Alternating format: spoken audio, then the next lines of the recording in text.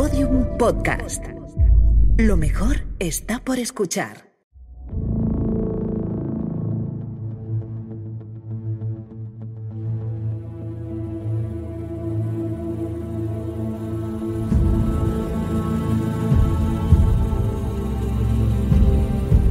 Hoy se celebra una noche especial. Seas creyente o no, esta noche es diferente. Para muchos es sinónimo de ruido, de mesas largas llenas de comida hasta reventar y de reencuentros o de discusiones, y para otros es una noche de carretera, de guardia en el trabajo o de silencio en una casa vacía que quizá antes estuvo llena. Estés donde estés ahora mismo, quiero darte las gracias por dejarme un hueco a tu lado esta noche. Y si no tienes plan, Roma Eterna será tu plan, yo seré tu plan, porque hoy quiero contarte la vida de un hombre. Una historia de padres e hijos, de juramentos, de tirar hacia adelante contra todo y contra todos. Es el relato de alguien que perdió todo, menos su dignidad. Así que estés donde estés, conduciendo, cocinando o simplemente descansando, quédate conmigo, porque te voy a contar la historia de Aníbal, hijo de Amílcar. Te doy la bienvenida a Roma Eterna. Roma Eterna, una producción de Podium Podcast con Iván Martín.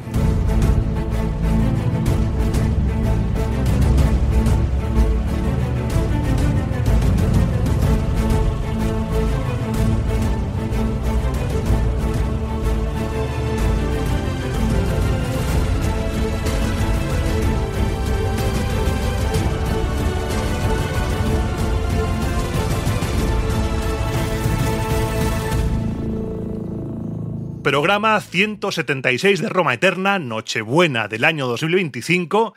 ¿Y recuerdas lo que te dije el otro día de que algún día haremos un resumen de la Segunda Guerra Púnica? Bueno, han pasado cosas, ese día ha llegado y lo haremos centrándonos en Aníbal para hacer un repaso a toda la guerra. La historia tiende a recordar a Aníbal con una única imagen: un hombre tuerto a lomos de un elefante cruzando los Alpes para atacar a Roma. Es una imagen potente, sin duda, pero quedarnos solo con ese instante nos impide comprender la verdadera dimensión del personaje. Aníbal es una de las figuras más complejas, trágicas y fascinantes de toda la antigüedad. Un hombre que no surge de la nada, ese año 218 a.C. Aníbal es el resultado de 3 décadas de humillación nacional a Cartago, de una guerra civil brutal y de un experimento político único en nuestra península. Para entender al hombre que puso a la República Romana contra las cuerdas, debemos empezar por su infancia y por el mundo que heredó. Debemos entender el origen de su hostilidad hacia Roma, que responde más a una necesidad política de supervivencia que a un odio irracional que posiblemente también existió, pero que no será lo más importante. Esta noche vamos a reconstruir el mundo que forjó a Aníbal y el mundo que dejó a Aníbal.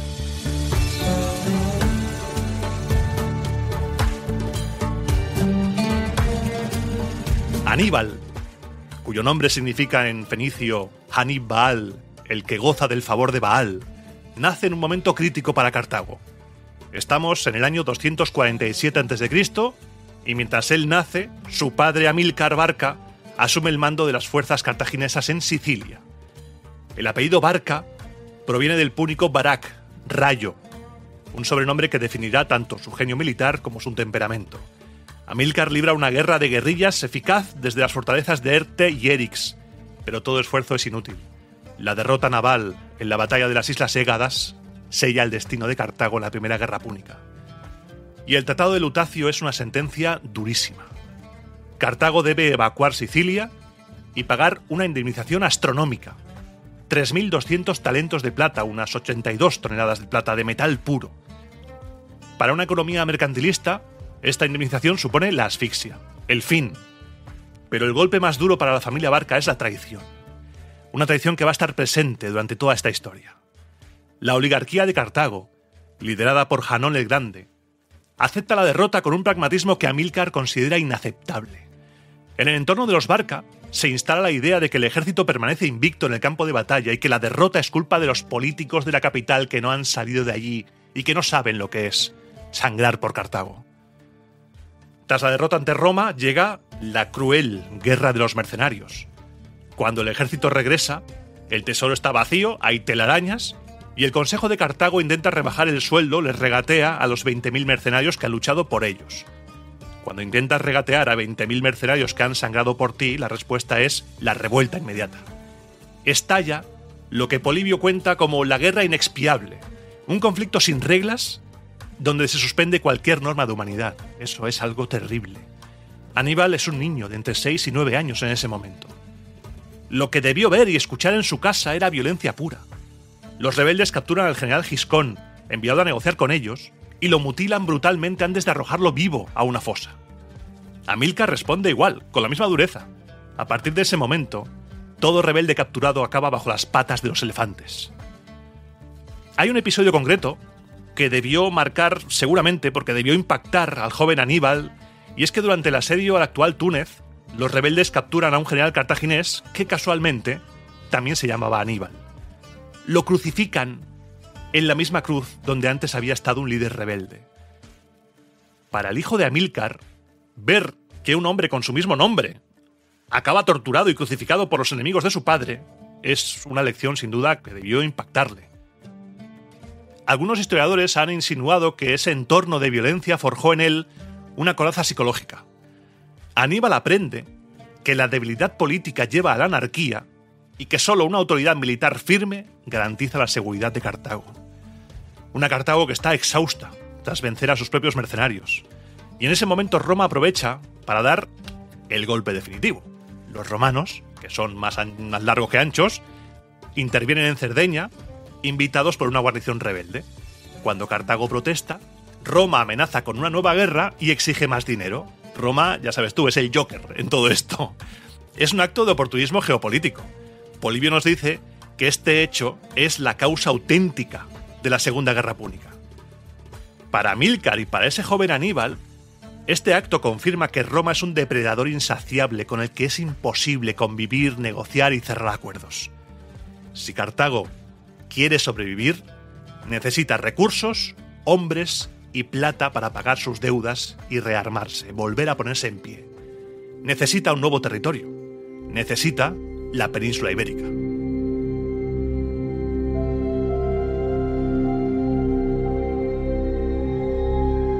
Y antes de partir hacia esa nueva tierra prometida, ocurre el evento más icónico de la infancia de Aníbal, el juramento. La tradición nos cuenta que mientras Amílcar ofrecía sacrificios a los dioses para propiciar su expedición, el niño Aníbal, de solo 9 años, le rogó que lo llevara con él. Hay varias versiones, pero vamos a quedarnos con esta. Amílcar lo llevó al altar y le hizo jurar sobre las víctimas sagradas. La leyenda nos cuenta que juró odio eterno a Roma. Pero si leemos a Polibio con atención, vemos algo mucho más profundo. La fórmula usada, según Polibio, es nunca ser amigo de Roma, en plan diplomático, nunca ser un estado subordinado, nunca ser un cliente de Roma. Lo que Aníbal juró no es una vendetta irracional de niño. Está jurando un compromiso político de soberanía. Juró que jamás sometería la política exterior de Cartago a los dictados del Tíber.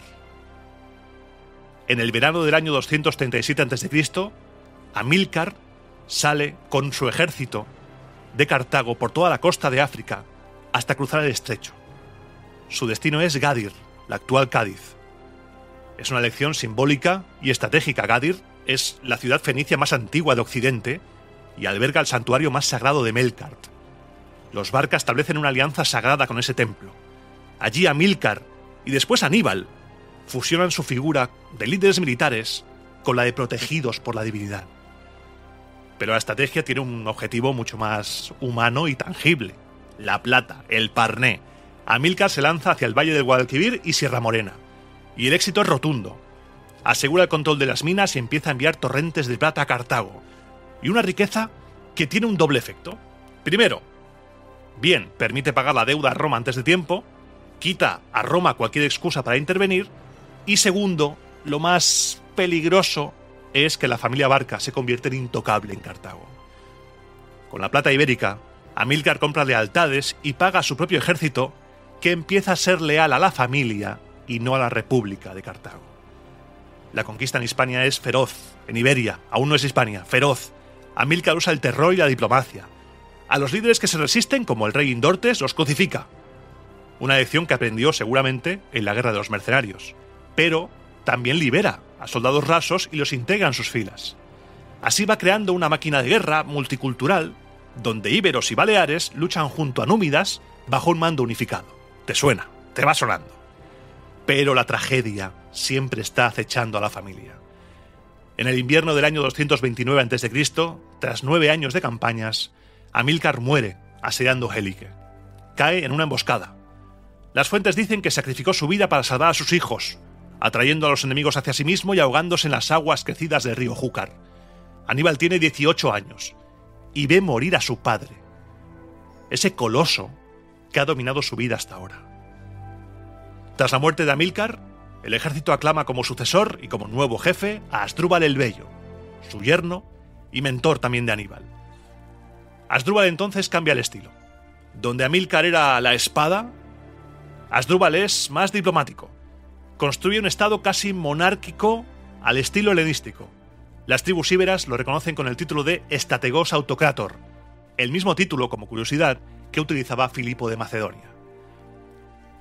Pero la obra maestra, sin duda, el punto culmen de Asdrúbal es la fundación, en el año 227, de Cart-Hadasht, la nueva capital en la península ibérica con el mismo nombre de la capital cartaginesa, la actual Cartagena.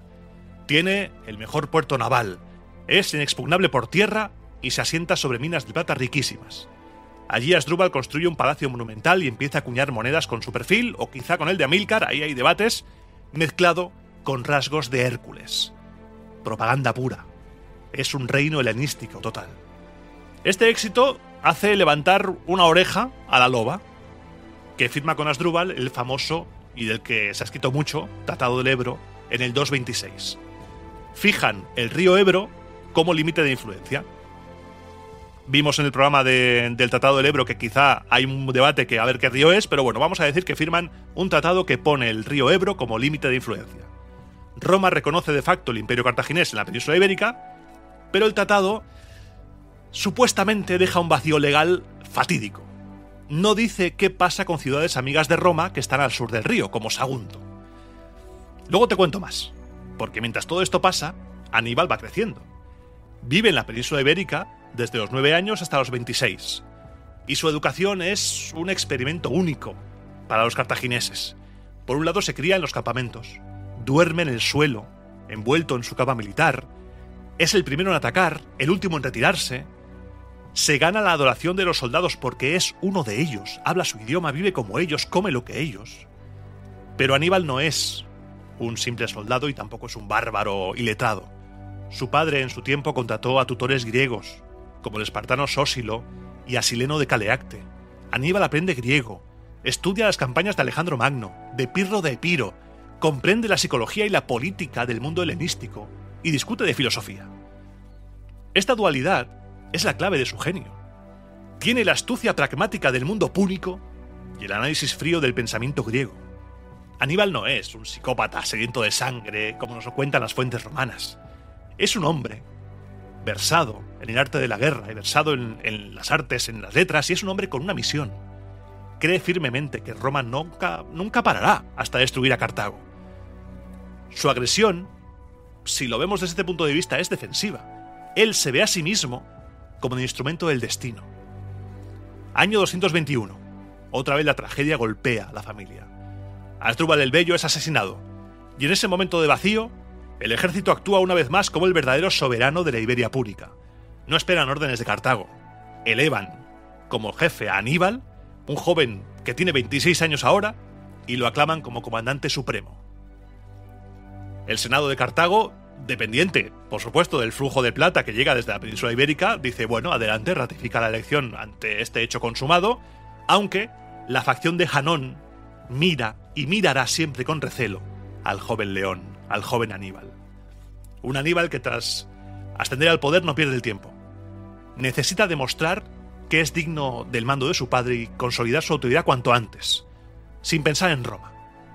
Sus primeras campañas en Iberia, entre el 221 y el 220, son una clase magistral de guerra de movimientos. Ataca primero a los Olcades, toma su capital, Alzaea. Inmediatamente después, se adentra en el corazón de la meseta para someter a los bacceos, tomando plazas fuertes como el Mántica, la actual Salamanca, y Arbukala. Pero es en el retorno de esta campaña profunda en la meseta donde Aníbal revela su genio táctico a gran escala. Porque una coalición masiva de carpetanos, bacceos y ólcades le corta el paso en el río Tajo. Las fuentes nos cuentan que eran más de 100.000 hombres. Cualquier otro general, tú y yo también, habríamos aceptado una batalla defensiva en desventaja. Pero Aníbal hace lo contrario. Aníbal ordena cruzar el río y acampar en la orilla opuesta fingiendo una retirada. Los carpetanos, envalentonados, se lanzan al agua para perseguirlo. Y allí Aníbal activa la trampa. Espera a que el enemigo esté en mitad de la corriente luchando contra el agua y el fango y lanza su caballería ligera y sus 40 elefantes contra ellos en el propio cauce del río. La masacre es total. Los pocos que logran cruzar son aniquilados por la falange en la orilla. Esta batalla del río Tajo no solo asegura el control de la península ibérica central, sino que también prueba que Aníbal domina el uso del terreno y la psicología del enemigo. Es el preludio de las trampas mortales que veremos después en Trebia y en Trasimeno. Con la retaguardia asegurada, Aníbal vuelve sus ojos a Sagunto. Una situación compleja lo de Sagunto. El asunto de Sagunto. A menudo nos cuentan que la Segunda Guerra Púnica empezó por un incidente fronterizo, que Aníbal atacó Sagunto y ya está. Pero la realidad, como siempre, es mucho más compleja, mucho más sucia y mucho más liosa. Esta guerra no surge de la nada, como nada surge de la nada. Fue la metástasis violenta de una paz que nunca llegó a ser tal. Para entender por qué el Mediterráneo ardió durante casi 2 décadas después, tenemos que diseccionar las capas de resentimiento que se acumularon desde el final de la Primera Guerra Púnica.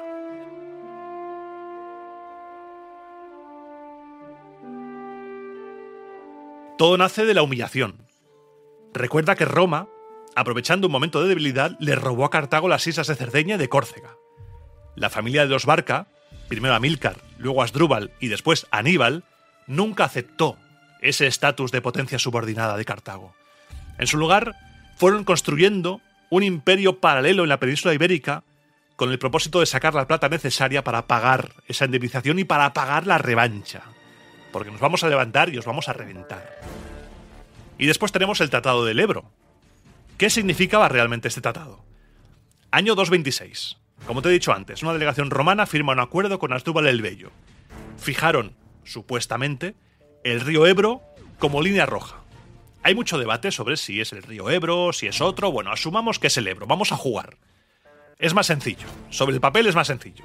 Cartago no puede cruzar el río hacia el norte, con un ejército, y Roma no debe cruzarlo hacia el sur. Vale. Pero ahí está la trampa. Porque desde el punto de vista cartaginés, Roma no pintaba nada al sur del Ebro.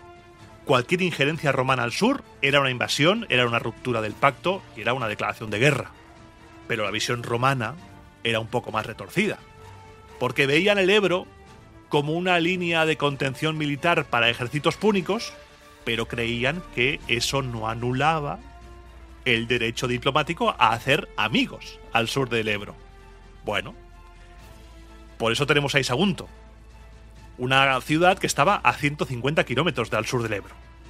Es decir, estaba en plena zona cartaginesa, y esto ha llevado de cabeza a los historiadores durante muchos años, porque dicen, bueno, a ver, entonces quizá es que era otro río, un poco más abajo, un poco más arriba. Bueno, partamos de la base de que es el Ebro y de que es Sagunto. Sagunto, viendo que Aníbal se hacía cada vez más fuerte en la zona, pidió ayuda y entregó a Roma su fides.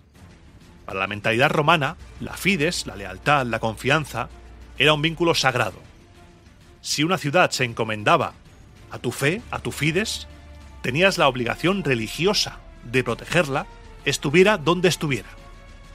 Esto permitía a Roma ignorar el Tratado del Ebro en nombre de un principio moral superior, en nombre de la defensa de un aliado que te ha jurado su fides. Para Aníbal esto era de rigurosísima coña. Sagunto estaba en su territorio, no había discusión. Roma ya había intervenido allí, había ejecutado a líderes pro-cartagineses. Para él, Sagunto no era una ciudad neutral, para Aníbal, era un enclave enemigo. Era una cabeza de puente de playa romana, era la puntita incrustada en su propio imperio, en sus propios dominios. Cuando las embajadas romanas llegaron para advertirle de que no tocara Sagunto, Aníbal vio la hipocresía romana. La misma potencia que había robado Cerdeña con amenazas, ahora le estaba diciendo qué hacer en sus propios dominios con un cinismo intolerante. Porque además la diplomacia romana cometió el error fatal de ser arrogante. Enviaron advertencias, pero nada más. Roma, sí, la fides de Sagunto, Roma no movió un dedo por Sagunto. Creyeron que el mero peso del nombre de Roma asustaría a ese joven general. Subestimaron la determinación de Aníbal Barca y sobreestimaron el miedo que causaba Roma. Ese error de cálculo condenó a Sagunto a la destrucción y al Mediterráneo a la guerra total. Pero Aníbal es un político tanto como un general. Sabe que necesita una justificación moral, un justum bellum, que dirían los romanos. No ataca a Sagunto gritando ¡muerte a Roma, cabrones! No. Lo hace a través de un conflicto vecinal. Los turboletas, aliados de Cartago, se quejan de las agresiones de los saguntinos. Y Aníbal invierte el argumento romano. Yo también tengo amigos que me piden ayuda y me piden protección. Por lo que, en la primavera del año 219, Aníbal marcha desde Carthagast hacia Sagunto. Las fuentes hablan de 150.000 hombres, aunque probablemente fueran unos 60.000, suficientes para rodear la ciudad. Sagunto, aún así, es un hueso duro de roer, Sagunto no se entregó fácil. Está sobre un espolón rocoso de la Sierra Calderona y sus murallas son ciclópeas, son unos pedazos de tronchos gordos que no veas. Aníbal plantea un asedio técnico con arietes, con torres, pero la topografía es un dolor de muelas, juega en su contra. La resistencia saguntina es mitológica, es legendaria. Lanzan salidas constantes para quemar las máquinas, y en una de esas salidas ocurre el desastre. Aníbal se expone demasiado cerca de las murallas para organizar sus tropas y es alcanzado en el muslo por una jabalina pesada. Probablemente fue una falárica. Un proyectil terrorífico porque tiene una punta de hierro de casi 1 metro envuelta en estopa ardiendo. Incluso si la paras con un escudo, el fuego te obliga a soltarlo, dejándote indefenso. La herida que ha recibido Aníbal es grave. Aníbal se queda paralizado durante semanas. El asedio se detiene. Sagunto respira, pero ese respiro es una ilusión. El asedio de Sagunto dura 8 meses. La situación dentro de la ciudad degenera en una pesadilla humanitaria, porque con el paso del tiempo las provisiones se agotan. Las fuentes hablan de que los habitantes tuvieron que hervir el cuero de sus escudos para comer algo. Hablan incluso algunos de canibalismo. ¿Y Roma? ¿Qué está haciendo Roma? Esto es Roma eterna, pero cuando hay que tirar de las orejas se tira. Roma no hace nada. A pesar de las súplicas de los embajadores de Sagunto, el Senado está paralizado, debatiendo si intervenir o no. Esta inacción será una mancha eterna en el honor romano. Y al final, cuando las murallas caen, la élite saguntina comete un acto de desafío nihilista. Reúnen todo el oro y la plata en la plaza del mercado, encienden una pira gigante y, según algunos autores, se lanzan a las llamas con todas sus riquezas. Cuando las tropas de Aníbal entran, enfurecidas por la resistencia y por la pérdida de botín, ejecutan a todos los varones adultos. Sagunto ha caído, pero lo que viene es una deflagración de casi 20 años. La caída de la ciudad de Sagunto provoca la respuesta inmediata de Roma. Ahora sí, ahora sí venís a reclamar, En el 218 a.C., una embajada romana llega a Cartago. El enviado, Quinto Fabio, exige la entrega inmediata de Aníbal y de todo su estado mayor para ser juzgados en Roma. El Senado cartaginés, envalentonado por la caída de Sagunto, por la plata que llega desde Carthagast, dice no, se niega. Y entonces ocurre una de las escenas más teatrales de toda la antigüedad. Quinto Fabio hace un pliegue en su toga ante la asamblea cartaginesa y pronuncia las palabras que ya todos conocemos. Aquí os traigo la guerra y la paz. Elegid lo que queráis. El sufete cartaginés responde entonces, danos lo que tú quieras. Y Fabio suelta la toga y dice, yo os doy la guerra. Y los senadores responden, y nosotros la aceptamos. Como diría ese señor que murió en el 44 a.C., según algunas fuentes, la suerte está echada. La Segunda Guerra Púnica es un hecho y Aníbal recibe la noticia en Karthadast. Para él es simplemente el ok, el doble check de WhatsApp que estaba esperando. Se retira a sus cuarteles de invierno y toma una decisión psicológica brillante. Concede permisos a sus tropas íberas, para que visiten a su gente, a sus familias, a sus mujeres e hijos antes de la gran marcha. Es la mejor forma de asegurar su lealtad y su retorno. Y mientras tanto, está planeando toda la logística de una empresa imposible. Porque ahora empieza el verdadero reto. ¿Realmente pretendes, Aníbal Barca, hijo de Amílcar, trasladar un ejército masivo, inmenso, a través de 2 cadenas montañosas y un río formidable para golpear el corazón de Italia? ¿Estás borracho? Pues aunque parezca que estaba borracho, lo hizo. Basándonos en las cifras de Polibio, procedentes de la placa de Lacinio, Aníbal movilizó una fuerza colosal: 90.000 soldados de infantería, 12.000 jinetes y 37 elefantes para invadir Italia. Pero Aníbal es previsor. Deja a su hermano Asdrúbal defendiendo la península ibérica con más de 15.000 hombres y envía a África un contingente de casi 15.000 soldados íberos para defender Cartago. Lo de los íberos en África es una jugada maestra, porque esos soldados defienden la metrópolis, pero también, el girito, sirven como rehenes de facto para asegurar que las tribus de la península ibérica se porten bien mientras Aníbal no está. Antes de partir, Aníbal realiza un peregrinaje final al templo de Melkart, en Gadir. Allí renueva sus votos. La tradición, recogida por Cicerón y por Silio Itálico, cuenta que allí tuvo un sueño profético. Vio una serpiente monstruosa que devastaba Italia siguiendo sus pasos, mientras una tormenta oscurecía el cielo. Una voz divina le dio una orden clara: ¡no mires atrás! Y Aníbal, el hijo del rayo, obedece. No mira atrás, porque está listo para desatar la tormenta sobre Roma. Primavera del año 218 a.C. La maquinaria se pone en marcha. Como te he dicho antes, 90.000 soldados de infantería, 12.000 jinetes y 37 elefantes. Pero la marcha hasta los Pirineos no es un paseo. Aníbal tiene que someter a las tribus de la actual Cataluña, ilergetes, ausetanos, para asegurar su retaguardia. Le cuesta 13.000 hombres en combate. Para vigilar ese corredor vital, deja allí a Janón con 11.000 soldados. Ve restando.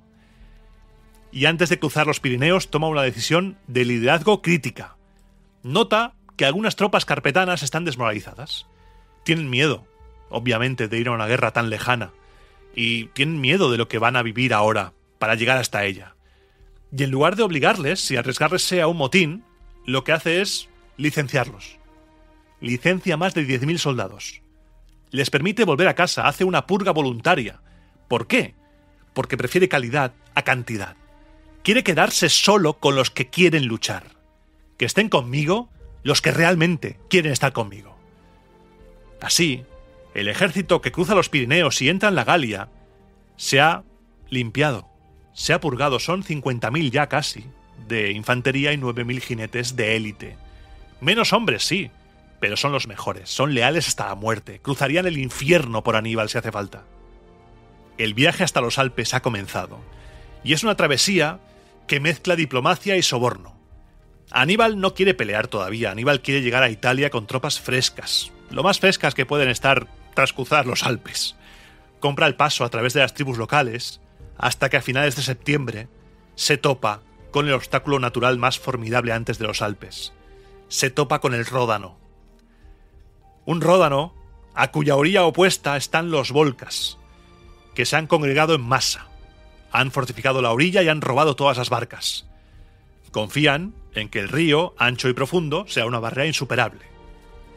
Y Aníbal responde ordenando a sus tropas construir balsas rudimentarias a la vista de todos, haciendo mucho ruido, porque quiere que esa tribu crea que va a atacar de frente. Pero es una finta, es Ronaldinho Prime. En la tercera noche, ejecuta la estrategia. Envía a Janón, hijo de Bomílcar, su sobrino y uno de sus mejores oficiales, con un destacamento de élite. Guiados por exploradores locales sobornados, marchan 40 kilómetros río arriba, cruzan en silencio, usando odres de piel inflados para cruzar el río, y se posicionan en la retaguardia del campamento galo sin ser vistos. Al amanecer del quinto día, Janón enciende señales de humo. Es la orden. Aníbal en ese momento lanza sus barcas al agua. Los volcas corren a la orilla, gritando y golpeando sus escudos, seguros de que van a arrasar con estos que vienen nuevos. Y en ese momento, Hanón ataca desde atrás, incendiando el campamento. Atrapados entonces entre el río y el fuego, los volcas entran en pánico, en cortocircuito y huyen. Resultado, el paso hacia los Alpes está abierto.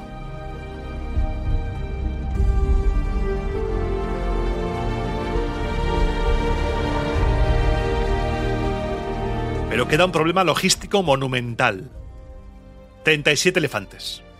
Estos animales entran en pánico ante el agua profunda, no son buceadores. Polibio nos cuenta cómo engañaron a los elefantes para que cruzaran ese río. Construyeron muelles sólidos cubiertos de tierra y cubiertos también de vegetación para que pareciera suelo firme. Al final de estos muelles ataron grandes balsas, también cubiertas de tierra, para que pareciera tierra. Entonces, 2 elefantes hembra guiaban a la manada y una vez que subían a la balsa, cortaban las amarras y barcos de remolque tiraban de ellos. Al verse aislados del suelo, los animales se asustaban y se apiñaban en el centro, lo que, paradójicamente, la ciencia, estabilizaba la balsa. Algunos, presas del terror, cayeron al agua ahogando a sus conductores, pero aquí viene el detalle. La mayoría se salvó. Se salvó usando la trompa como si fuera un snorkel, según he leído. A saber si es verdad, pero bueno, es una táctica de supervivencia. Según el recuento, los 37 sobrevivieron al cruce del Ródano. Y mientras el ejército cruza el río, ocurre un incidente que pudo cambiar la guerra. El cónsul romano Publio Cornelio Escipión había desembarcado en la actual Marsella, creyendo que Aníbal aún estaba en los Pirineos, y al enterarse de que ya estaba en el Ródano, envió una fuerza de 300 jinetes a investigar. Esos jinetes chocaron con 500 jinetes númidas de Aníbal, es una escaramuza sangrienta pero que los romanos ganan, y descubren entonces la ubicación exacta de los cartagineses. Escipión marcha a toda prisa con su ejército, esperando atrapar a Aníbal contra el río y destruirlo. Pero Aníbal entonces toma una decisión crucial. A pesar de tener más hombres, rechaza el combate. Sabe que una batalla ahora le costaría tiempo, y el invierno se acerca. Los pasos alpinos se están cerrando, así que vira hacia el interior, remonta el río hacia el norte, se aleja de Italia para ganar altura, y cuando Escipión llega al campamento de Aníbal 3 días después, solo encuentra cenizas. Y aquí, el cónsul romano, en lugar de volver con todo su ejército a Italia para defender su patria, para defender Roma, divide sus fuerzas. Envía a su hermano Gneo Cornelio Escipión con el grueso de las legiones a la península ibérica para cortar la base de suministros de Aníbal. Él vuelve a Italia con una pequeña escolta para organizar la defensa en el Po. Esta bifurcación estratégica es fundamental. Escipión, el padre del africano, ha entendido que para matar a esa serpiente escurridiza que se mete por el río, no basta con cortarle la cabeza en Italia. Hay que estrangularla en la península ibérica. Y eso va a cambiar la historia de la guerra y va a cambiar la historia casi del Mediterráneo entero.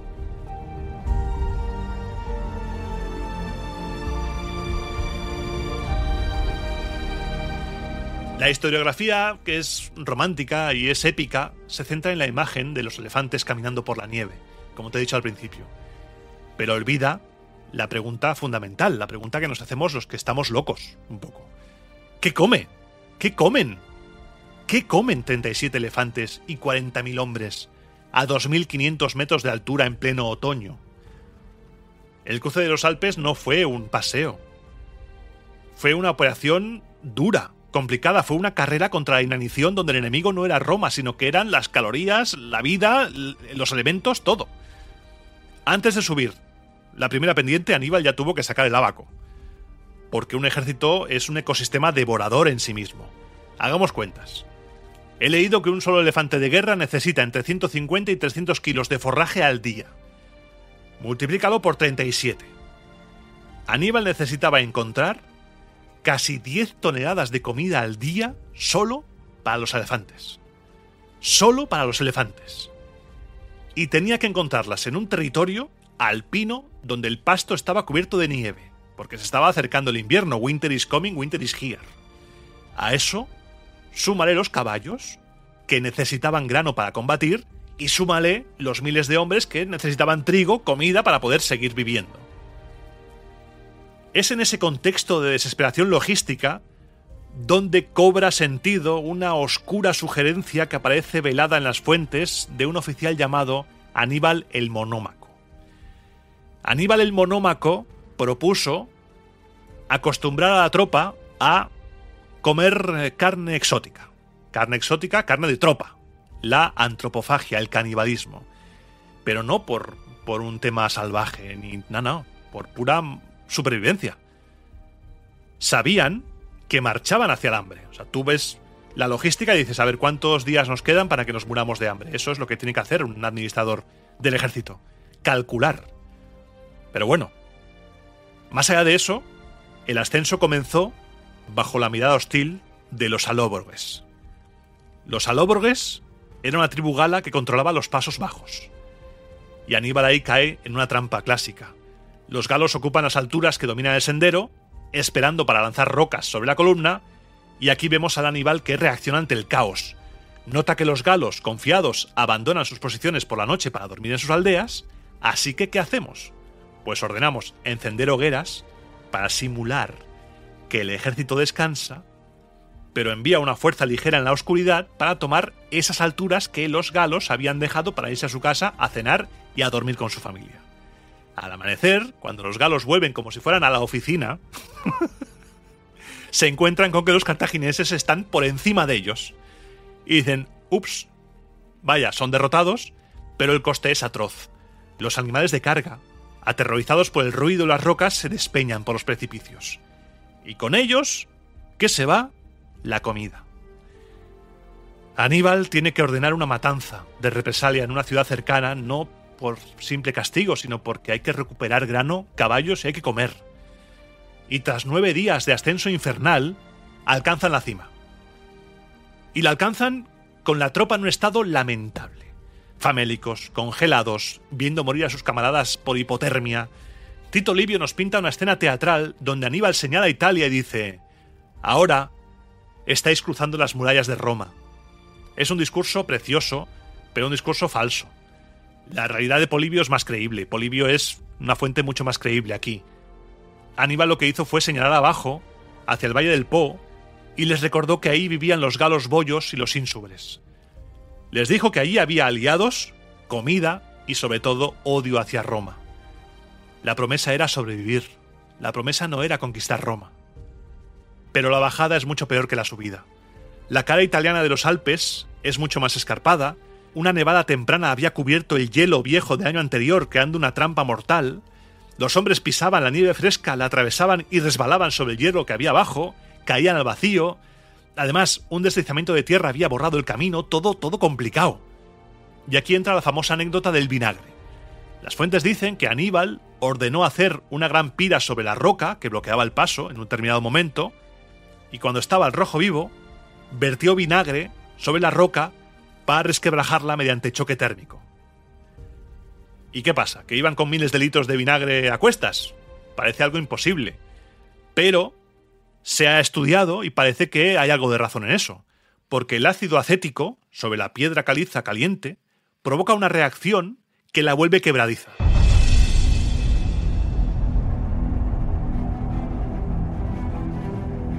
Pero el ejército que desciende hacia el Valle del Po no es el mismo que salió de Kartjadast.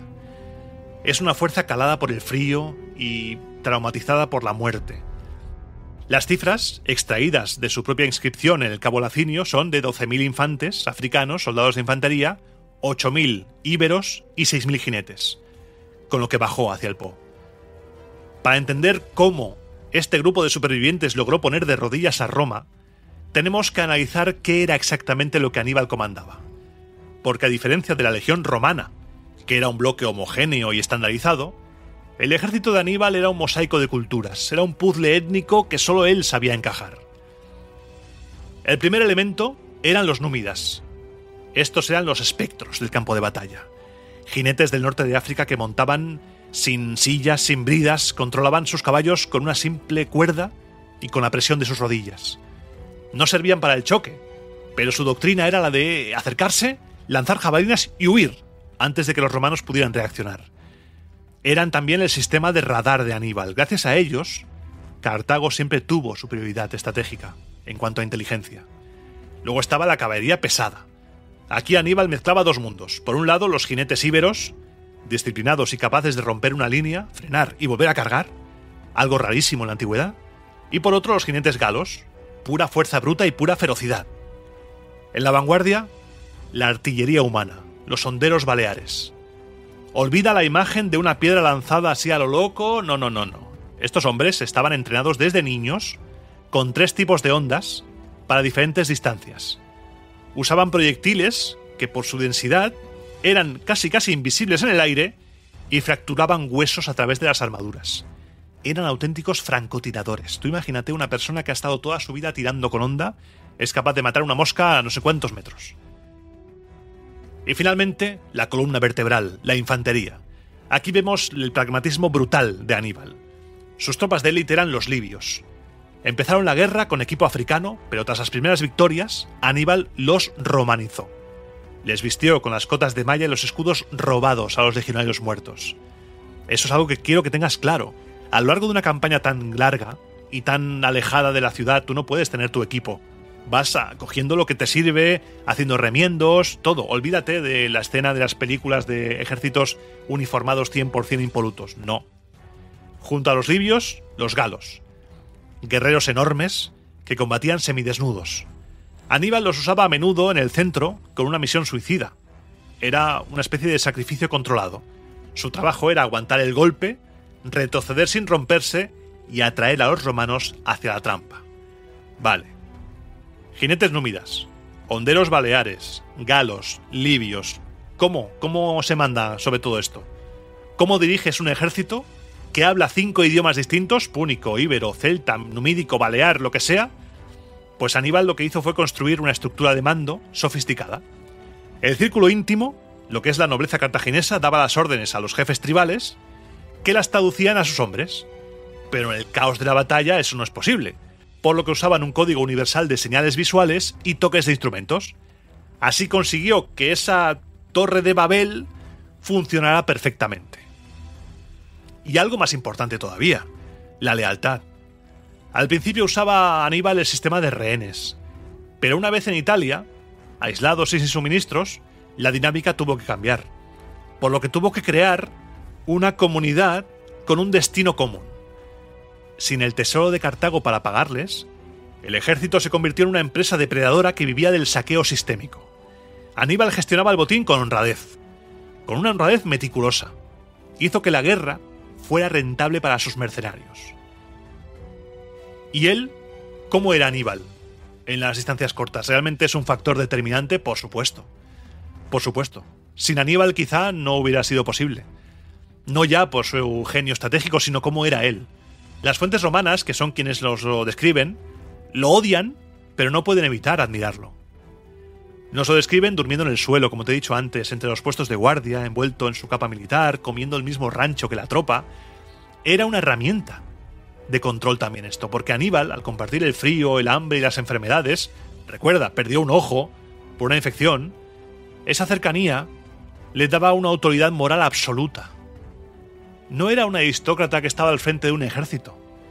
Era uno de ellos. Era un líder, no era un jefe. Y además sabía gestionar el miedo. Hay una anécdota famosa, antes de la batalla de Cannas, que nos cuenta que un oficial llamado Giscón, al ver el inmenso océano de soldados romanos, comentó con terror lo numerosos que eran, son demasiados. Y Aníbal, muy serio, le dijo: «¿Hay algo más asombroso que no has notado, Giscón?» Y le dijo Giscón: «¿El qué, general?» «En toda esa multitud no hay nadie que se llame Giscón». Fue una broma que rompió la tensión, el Estado Mayor estalló en carcajadas, Maese Chanza era también Aníbal Barca, y esa risa contagió a la tropa. Si tu propio general hace chistes y está de buen humor, es que la victoria está asegurada. Si tu líder no está acojonado, es que todo va bien. Pero también tenía un lado oscuro. Ya te he mencionado antes a Aníbal el Monómaco, ese oficial que sugirió enseñar al ejército a comer carne humana para sobrevivir. Aunque Aníbal rechazó la idea, ilustra la desesperación y la mentalidad de Aníbal, la victoria a cualquier precio. El conflicto entre Roma y Cartago evidenció el choque de dos sistemas completamente diferentes. La legión romana era una máquina de choque frontal, predecible y sólida, pesada. El sistema de Aníbal era flexible. Su genialidad consistió en hackear la mente romana. Sabía que los romanos siempre atacaban el centro con fuerza bruta. Así que, en lugar de poner fuerza contra fuerza, usaba la inercia contra ellos. Les llevaba a su campo. Sin embargo, su maquinaria tenía un fallo fatal. Era perfecta para ganar batallas, pero fue inútil para ganar la guerra. Carecía de maquinaria de asedio para tomar Roma. Y tenía un problema de fondo, los recursos. Roma podía perder 50.000 hombres en Cannas y reclutar 2 legiones nuevas al mes siguiente. Los veteranos de Aníbal eran irreemplazables.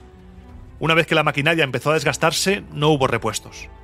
La cuenta atrás había comenzado desde que Aníbal, con sus hombres, cruzó el Po. El primer choque entre Roma y Cartago ocurre en noviembre del año 218 a.C., cerca del río Tesino. Esa batalla fue el laboratorio donde se demostró la tesis central de Aníbal, la superioridad absoluta de su caballería combinada. Escipión, confiando en la superioridad del soldado romano, desplegó su ejército de forma convencional, infantería ligera delante, caballería pesada detrás, pero Aníbal hace lo contrario. Aníbal lo que busca es maximizar las virtudes étnicas de sus tropas.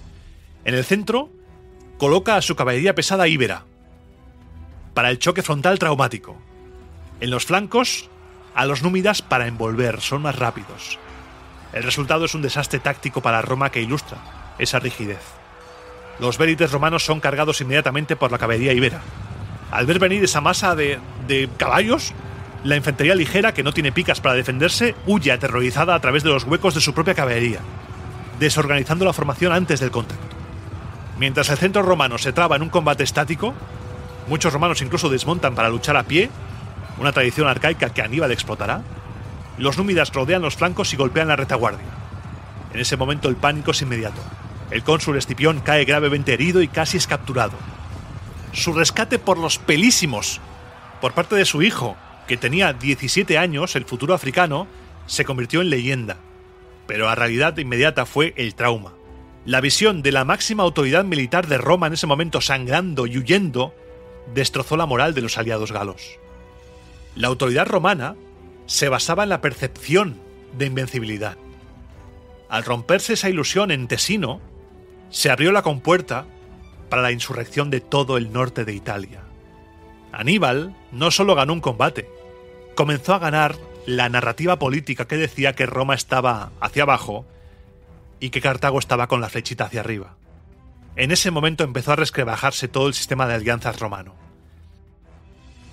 Esa misma noche, Escipión, reconociendo que su caballería era inútil contra la de Aníbal, ordenó una retirada humillante hacia la colonia de Placentia.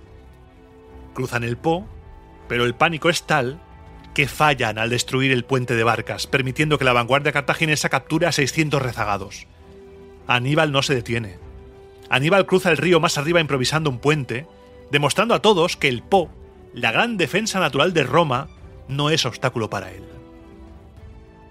Entre el Tesino y el Trebia se juega una partida de ajedrez, tanto en lo logístico como en lo político. Aníbal necesita comer, y sus tropas también, y lo consigue con un golpe maestro de inteligencia. La fortaleza de Clastidium, el gran depósito de grano romano en la zona, le abre las puertas. Por una traición, porque su comandante, un tal Dasio, italiano del sur, no romano, nos lo dicen las fuentes, bueno, es un traidor, pero no es romano, es del sur. Se vende, ese tal Dasio se vende por 400 monedas de oro. Esto soluciona el invierno de Aníbal y también confirma su teoría. La lealtad de los itálicos hacia Roma tiene un precio. Y mientras tanto, en el bando romano llega el segundo cónsul, Tiberio Sempronio Longo, tras una marcha récord desde Sicilia. Y aquí surge el gran problema, la discordia en el mando, porque tenemos a dos cónsules que tienen dos opiniones opuestas y dos psicologías opuestas, porque son personas diferentes. Por un lado tenemos a Publio Cornelio Escipión, padre del africano, que está herido, ha sido humillado y pide prudencia. Las fuentes romanas, Tito Livio dice que incluso abre la puerta a insinuar que el trauma le ha hecho más prudente por cobardía, que la herida está muy mal, quizá lo que quiere hacer es entrenar a las tropas, porque hay que esperar. No estamos ante un Pelagatos, no estamos ante un Waltrapa cualquiera que se ha erigido en el mando y está aquí con tropas. No, es alguien serio, alguien peligroso. Y por otro lado tenemos a Sempronio, Tiberio Sempronio Longo, que es ambicioso, dicen las fuentes, que no tiene ninguna herida, está intacto y tiene prisa. Quiere una victoria antes de que acabe su mandato y lleguen las elecciones. Y Aníbal, gracias a sus espías galos, algo que va a ser una constante en toda la Segunda Guerra Púnica, el entramado de espías de Aníbal es una maravilla, porque se enteran de todo, sabe Aníbal que Sempronio es impulsivo, sabe que Escipión quiere esperar y sabe que Sempronio no le va a dejar esperar. Y diseña la batalla del Trebia no pensando en derrotar a un ejército, no, lo hace pensando en atraer a un hombre a una trampa. Diseña la batalla para derrotar la mente de Sempronio.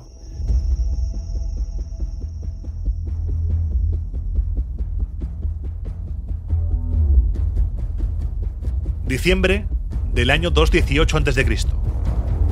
Solsticio de invierno.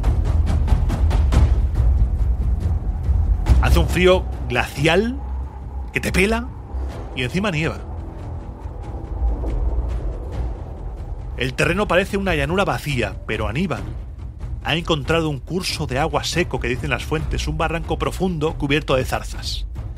Allí esconde a 1000 jinetes y a 1000 soldados de infantería escogidos por él. Que 2000 hombres permanezcan en silencio absoluto en una noche congelada como esa, a pocos metros del enemigo, nos habla de la disciplina profesional cartaginesa, nos habla de que el ejército de Cartago era algo serio. Amanece y Aníbal usa el clima como arma. Ordena a sus hombres desayunar caliente y ungirse el cuerpo con aceite y grasa frente a las hogueras. Luego envía a los númidas a provocar al campamento romano. Sempronio, vaya que sí, mordió el anzuelo. Saca a sus 40.000 hombres sin desayunar y sin nada y les ordena vadear el río Trebia. El agua les llega al pecho. Cuando salen a la otra orilla están empapados y congelados. Están casi en hipotermia antes de empezar a luchar. Sus manos, dicen las fuentes, que no pueden ni cerrar el puño en torno a su espada. El combate es una ejecución, pero dividida en fases. Primero los honderos baleares destrozan a los vélites romanos, que ya han gastado sus jabalinas contra los númidas. Después, la caballería y los elefantes de Aníbal barren las alas romanas. Tercero, los veteranos africanos e íberos giran hacia adentro y comprimen a las legiones. Y por último, cuando la trampa está cerrada, Magón emerge del barranco y ataca por detrás. El pánico es total. Pero atención, porque aquí ocurre algo extraño que marcará el futuro. A pesar de estar rodeados, congelados y siendo atacados por todas partes, 10.000 legionarios del centro romano hacen lo imposible. Algo increíble, vamos. Cargan de frente, rompen la línea de infantería gala de Aníbal y escapan en orden cerrado hacia Placentia. Esta ruptura del frente, esta huida hacia adelante, le enseña a Aníbal que la infantería pesada romana, hombre por hombre, es superior a la suya. En un choque frontal puro, Roma gana. Y Aníbal dice, toma nota. En Cannas se asegurará de no poner fuerza contra fuerza en el centro. Pero el resultado de Trebia es inapelable. Roma ha perdido 28.000 hombres y ha perdido el control del norte de Italia. La invasión es una realidad, es un hecho. Tras la victoria del Trebia, llega el invierno del 218 al 217 a.C. y con el frío invernal llega la realidad política y humana. Aníbal tiene que acampar. Acampa entre los galos, pero descubre las fricciones pronto, porque los galos se cansan muy rápido de tener que alimentar a un ejército extranjero y empiezan las conspiraciones. Polibio nos cuenta algo fascinante que revela ese momento, revela lo que se vivía ahí. Aníbal vive con miedo. Aníbal recibe informes de que hay complots contra su vida y empieza a usar pelucas, empieza a usar disfraces para salir. Cambia su apariencia constantemente para que ni siquiera sus allegados pudieran reconocerlo fácilmente. El gran conquistador, el hombre que ha cruzado los Pirineos, los Alpes, que ha humillado a Roma 2 veces, tiene que esconderse bajo un disfraz como Mortadelo en su propio campamento. Pero mientras protege su espalda, sigue con su ofensiva. y en este caso propagandística.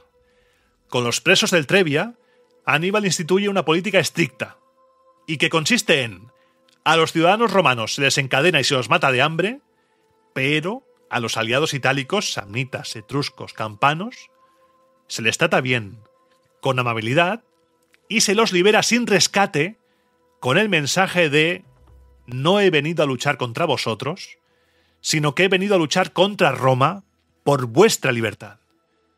Es un ataque directo a la línea de flotación de la República. Si logra convencer a Italia de que Roma es un tirano, ya está, game over, la guerra está ganada. Es un juego de alianzas.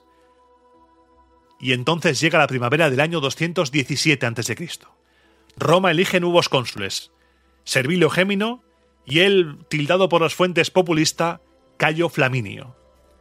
Estos bloquean las rutas lógicas hacia el sur, esperando a Aníbal en Arminium y en Arretium, pero Aníbal vuelve a elegir la carta de la locura, la carta de lo imposible. Aníbal es un crack. Es imposible no querer a Aníbal, por favor.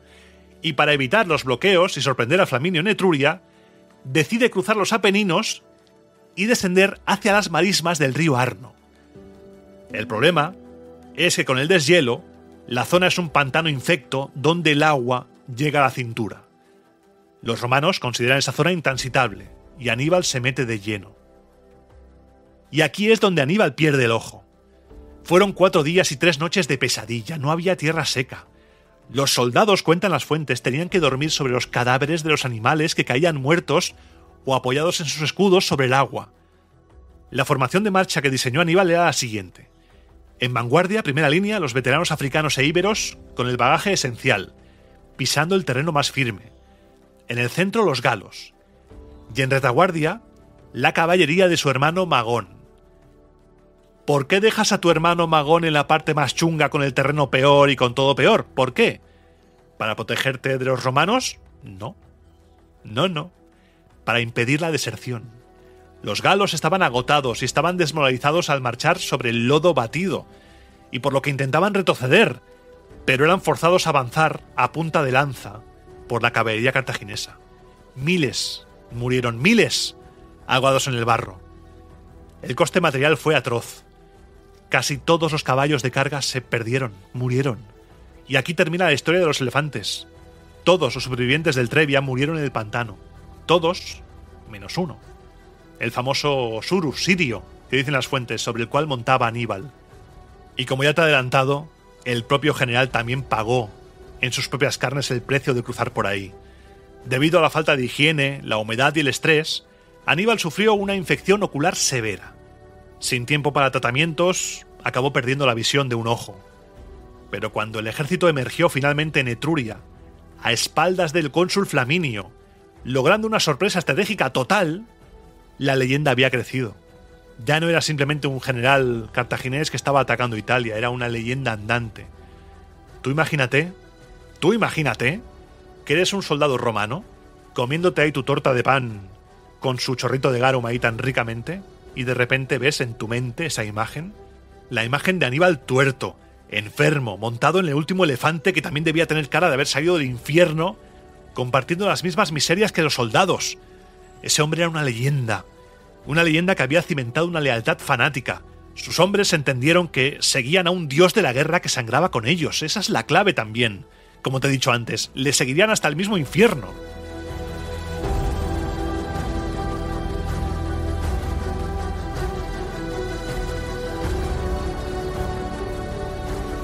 Tras cruzar los Apeninos y sobrevivir al infierno de los pantanos, Aníbal entra en la rica región de Etruria, en la actual Toscana. Allí le espera el nuevo cónsul, Cayo Flaminio. Aníbal ha estudiado a su enemigo. Sabe que Flaminio no es un aristócrata tradicional, sabe que ha construido su carrera desafiando al Senado, que ha construido su carrera repartiendo tierras a la plebe, sabe que necesita legitimidad política y que no puede permitirse parecer débil ante sus votantes. Así que Aníbal diseña una estrategia de tierra quemada. Pasa deliberadamente cerca de Arretium sin atacar la ciudad y marcha hacia el sur, hacia Roma, quemando granjas, talando viñedos y matando ganado a la vista de las murallas romanas. El humo que se eleva de los campos etruscos es una bofetada personal para Flaminio. Sus oficiales le suplican que espere al otro cónsul, a Servilio, para aplastar a Aníbal entre los dos. Pero Flaminio, cegado por la ira y la presión política, rechaza cualquier consejo. Ordena arrancar los estandartes para marchar. Uno de ellos, en un pésimo augurio, se queda atascado, pero él lo ignora, y se lanza a una persecución precipitada. Aníbal ha logrado hacer bailar al enemigo sin dar una sola orden a ningún soldado romano. Van a su son. Y van a su son hasta el día 21 de junio del año 217 a.C., porque esa persecución lleva a los romanos a la orilla norte del lago Trasimeno. La geografía del lugar forma una trampa natural. Una llanura estrecha, atrapada entre las aguas del lago al sur y las colinas boscosas del monte Cortona al norte. Se entra por un desfiladero y se sale por el otro. Bien, todo bien. La noche anterior, Aníbal ha ocultado a todo su ejército en las colinas que flanquean el camino. Al oeste, los jinetes cierran la entrada. Al norte, los honderos y la infantería ligera cubren las laderas. Y al este, la infantería pesada bloquea la salida. Al amanecer, una densa niebla se levanta del lago y cubre la llanura baja. Los romanos marchan a través de esa masa, esa sopa blanca, absolutamente ciegos. Pero las tropas de Aníbal, situadas en las alturas, están por encima de la niebla y tienen una visibilidad perfecta. Flaminio cree que Aníbal está huyendo. Mete a sus 25.000 hombres en el desfiladero en columna de marcha, con las mochilas al hombro y los caballos sin frenos de combate. Cuando la vanguardia romana choca con el tapón de infantería pesada al final del valle, Aníbal da la señal. El ataque es simultáneo en toda la longitud de la columna. Desde la niebla, miles de enemigos descienden sobre ellos de la nada. Para los romanos es como si la montaña misma les atacara. No hay tiempo para formar líneas, no hay batalla, lo que hay es muerte para los romanos. El caos es tal, la ferocidad del combate es tan absoluta, que la tradición cuenta que un terremoto sacudió la región en ese momento y ninguno de los combatientes lo notó. Imagínate. Flaminio intenta organizar una resistencia desesperada, pero es identificado. Un jinete ínsubro llamado Ducario reconoce al cónsul que años atrás había devastado sus tierras en la Galia. Ducario carga a través de la guardia romana gritando: ¡He aquí el hombre que masacró nuestras legiones y robó nuestros campos! Mata al escudero del cónsul y atraviesa a Flaminio con su lanza. Con la muerte del líder, la resistencia colapsa. El lago se tiñe de rojo, 15.000 romanos mueren allí, muchos de ellos se ahogan intentando huir nadando con sus armaduras puestas, 6.000 romanos de la vanguardia intentan romper y lo consiguen el cerco inicial y se refugian en una aldea cercana. Al día siguiente, Maharbal, el comandante de caballería de Aníbal, los rodea. Les ofrece un trato: sus vidas a cambio de sus armas. Se rinden, pero cuando llegan ante Aníbal, este revoca la promesa. Dice que Maharbal no tenía autoridad para negociar. Y aquí es donde, de nuevo, Aníbal aplica su política de guerra psicológica. Separa a los presos. A los ciudadanos romanos, esclavizados. A los aliados itálicos, liberados sin rescate. El desastre es total. Roma ha perdido un ejército consular completo y el control de Etruria. Cuando las noticias llegan a Roma, se desata un pánico sin precedentes. El pretor Marco Pomponio sube a la rostra, a la tribuna de oradores, mira a la multitud aterrorizada y pronuncia una frase que pasará también a la historia: Pugna magna victi sumus. Hemos sido vencidos en una gran batalla.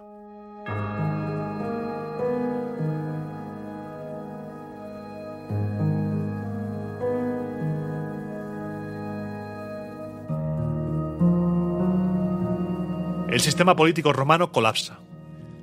Se dan cuenta de que el sistema de cónsules anuales no sirve contra un genio como Aníbal, y entonces se activa el mecanismo de emergencia definitivo, la dictadura. Nombran a Quinto Fabio Máximo. Fabio entiende algo doloroso. Entiende, y eso para un romano de la época debe ser un trauma, entiende que no puede ganar a Aníbal en el campo de batalla. Así que impone una estrategia impopular, las tácticas fabianas: negarle a Aníbal la batalla. Tierra quemada, desgaste.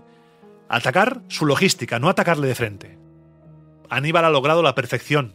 Está en racha. Ha destruido 3 ejércitos con bajas mínimas. sin embargo, se enfrenta a una paradoja estratégica. Su objetivo era la desintegración política de Roma, que los aliados itálicos abandonaran a Alba. Pero a pesar del terror, ninguna ciudad importante de la Italia central le abre las puertas. Etruria, Lacio y Umbría permanecen fieles. El miedo a las masacres de Aníbal, irónicamente, ha unido a los aliados con Roma en lugar de separarlos. Aníbal está invicto, sí, muy bien, 3 batallas, pero está solo. No tiene bases, no tiene puerto, y frente a un enemigo que tiene recursos infinitos y que ahora se niega a luchar, ¿qué hacemos? La guerra relámpago no funciona ya. Ahora lo que toca es resistir. La estrategia de Fabio Máximo, la de evitar la batalla y desgastar a Aníbal, logra estabilizar el frente momentáneamente. Evita el colapso inmediato de la República, pero genera un descontento profundo y transversal en la sociedad romana. El coste de la inacción es demasiado alto. Aníbal se pasea con impunidad por la Campania, por Apulia, quema cosechas de aliados, quema cosechas de los ciudadanos. Para una sociedad agraria, como la romana, esto es insoportable. La legitimidad de la República reside en su capacidad para proteger su propiedad. Si Roma no puede defender sus campos, ¿por qué deberían los aliados permanecer fieles? La pasividad de Fabio empieza a interpretarse como cobardía y empieza todo a resquebrajarse. El descontento cristalizará en las elecciones consulares para el año 216 a.C., al año siguiente. El ambiente político es irrespirable. El Senado, presionado por la opinión pública y la necesidad estratégica, decide abandonar la prudencia. Las elecciones se convierten en un referéndum sobre la guerra. La decisión es clara. Hay que buscar una resolución definitiva, algo que sirva para aplastar a Aníbal. Y salen elegidos para ese año los cónsules Cayo Terencio Varrón y Lucio Emilio Paulo. La historia tradicional, la que escriben los amigos de los Escipiones, por ejemplo Polibio, nos ha vendido esto como una caricatura. Nos dicen que Varrón era un demagogo, plebeyo, hijo de un carnicero, impulsivo, incompetente, y que Paulo era el patricio prudente, arrastrado al desastre por la locura de su colega. Falso. Falso. La realidad es que la elección de Varrón no es un accidente, ni algo de la plebe, no. Varrón hace campaña abogando abiertamente por terminar la guerra mediante una batalla final, y esa postura tiene el apoyo masivo no solo de la plebe, sino de amplios sectores del Senado que ven en la estrategia fabiana una sangría económica. Lucio Emilio Paulo, aunque más cauto, también acepta el mandato. Ambos cónsules reciben instrucciones explícitas, cristalinas, clarísimas: destruir a Aníbal. La responsabilidad de lo que va a ocurrir en Cannas no recae solo en Cayo Terencio Varrón, sino que debe recaer en toda la República Romana en conjunto, porque todos abandonaron a Quinto Fabio Máximo y al final lo acabaron pagando. Polibio nos cuenta que para ese año Roma hizo algo que no tenía precedentes. Normalmente se enviaban para las necesidades militares 2 legiones por cónsul, 4 legiones en total, 2 ejércitos consulares. Pero en ese momento, año 216, se movilizan 8 legiones. Es la primera vez que sucede esto. Estamos hablando de una movilización monstruosa. Roma pone en el campo de batalla, sumando contingentes aliados, 86.000 hombres más o menos. Tiene una superioridad de infantería de 2-1 frente a Aníbal. Pero esta inmensa concentración de fuerza tiene un precio táctico obligatorio. Un ejército de más de 80.000 hombres es una bestia difícil de mover. Los cónsules saben que su ventaja es el peso, la masa, así que deciden adoptar una formación densa y profunda. Comprimen a los manípulos, dándoles más profundidad que frente. El objetivo es crear un martillo que reviente el centro de Aníbal. Quieren romper el centro cartaginés por pura inercia física, empujando con toneladas de carne como un tanque antes de que Aníbal pueda usar sus truquitos de cartaginés. Esta densidad no es que fuera un error de principiante, lo que es adaptar necesariamente la estrategia para manejar a tantos reclutas nuevos, porque no eran soldados veteranos lo que tenía Roma en ese momento. Sin embargo, esa misma densidad, esa masa compacta de hombres hombro con hombro, se convertirá en el instrumento de su propia destrucción.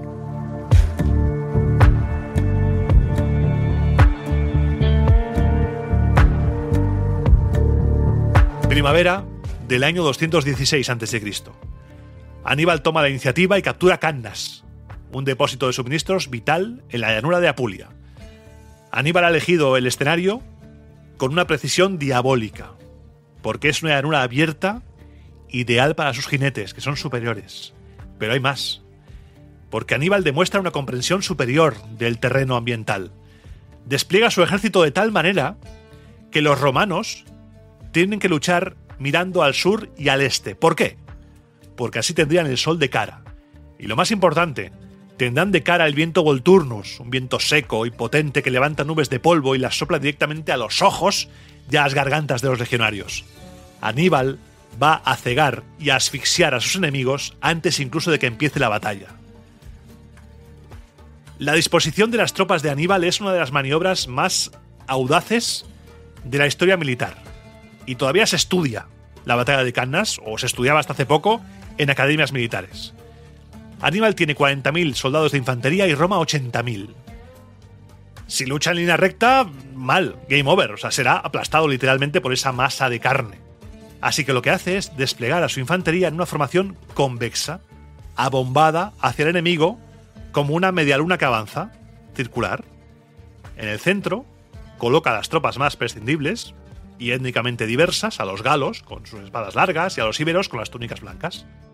En los flancos, pero retrasados, esconde a su élite, los libios, equipados con las armaduras romanas que ha ido cogiendo en batallas anteriores. Y en las alas, los jinetes. El centro parece vulnerable, y los cónsules romanos, fieles a su doctrina de fuerza bruta, muerden el anzuelo, ordenan a sus manípulos converger hacia el centro y romperlo. Sin saberlo, se están metiendo en la boca del lobo.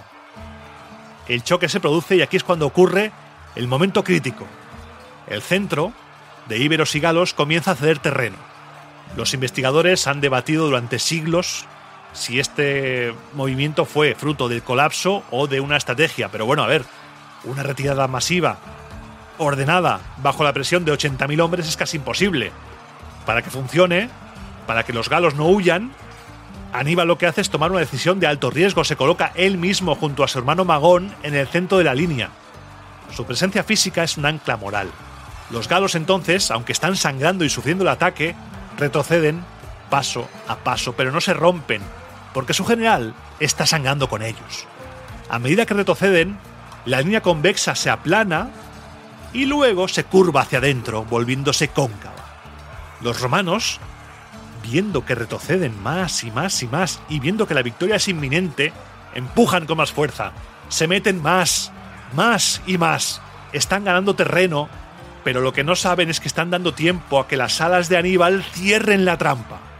Y cuando el saco en el que se está convirtiendo la batalla se está ya acabando de formar, Aníbal da la orden. Los libios de los flancos giran 90 grados y atacan a los costados de la columna romana. La caballería de Asdrúbal, por su parte, cierra la retaguardia. El cerco es total. Y aquí la batalla se convierte en una carnicería absolutamente dantesca. Al ser atacados por los cuatro costados, los romanos retroceden instintivamente hacia el centro, buscando seguridad. Se comprimen entre ellos. La densidad es tal que los legionarios no pueden levantar los brazos para usar las espadas porque están rodeados de gente. Quedan inmovilizados en una prensa humana. Muchos no mueren por las armas cartaginesas, muchos mueren por asfixia traumática. La presión de la multitud les impide expandir el tórax para respirar. Los que caen al suelo no se levantan porque son pisoteados por sus propios compañeros. El colapso físico va acompañado también del colapso mental. Los soldados romanos se quedan paralizados por el terror. La matanza dura horas. Es un trabajo ya mecánico. Los soldados de Aníbal desde fuera van pelando una tras otra las capas de masa romana. Horas y horas. Polibio describe escenas dantescas, hombres que cavan hoyos en la tierra para meter la cabeza y asfixiarse voluntariamente para escapar del horror. Soldados encontrados vivos a la mañana siguiente con los tendones de las piernas cortados, inmovilizados como ganado esperando el golpe final. De los 80.000 soldados de infantería, mueren, según los cálculos, entre 50.000 y 70.000. El cónsul Emilio Paulo muere combatiendo negándose a huir, y el cónsul Varrón irónicamente logra escapar con unos pocos jinetes. Ese día en Cannas murió la flor y nata de Roma. Y ese día en Cannas, Aníbal, si no lo era ya, se convirtió en una leyenda.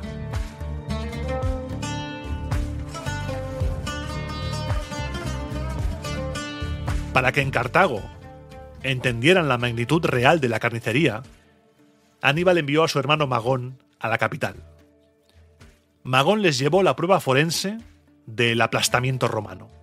Entró en el Senado de Cartago y volcó sobre el suelo de mármol el contenido de varios sacos, miles de anillos de oro.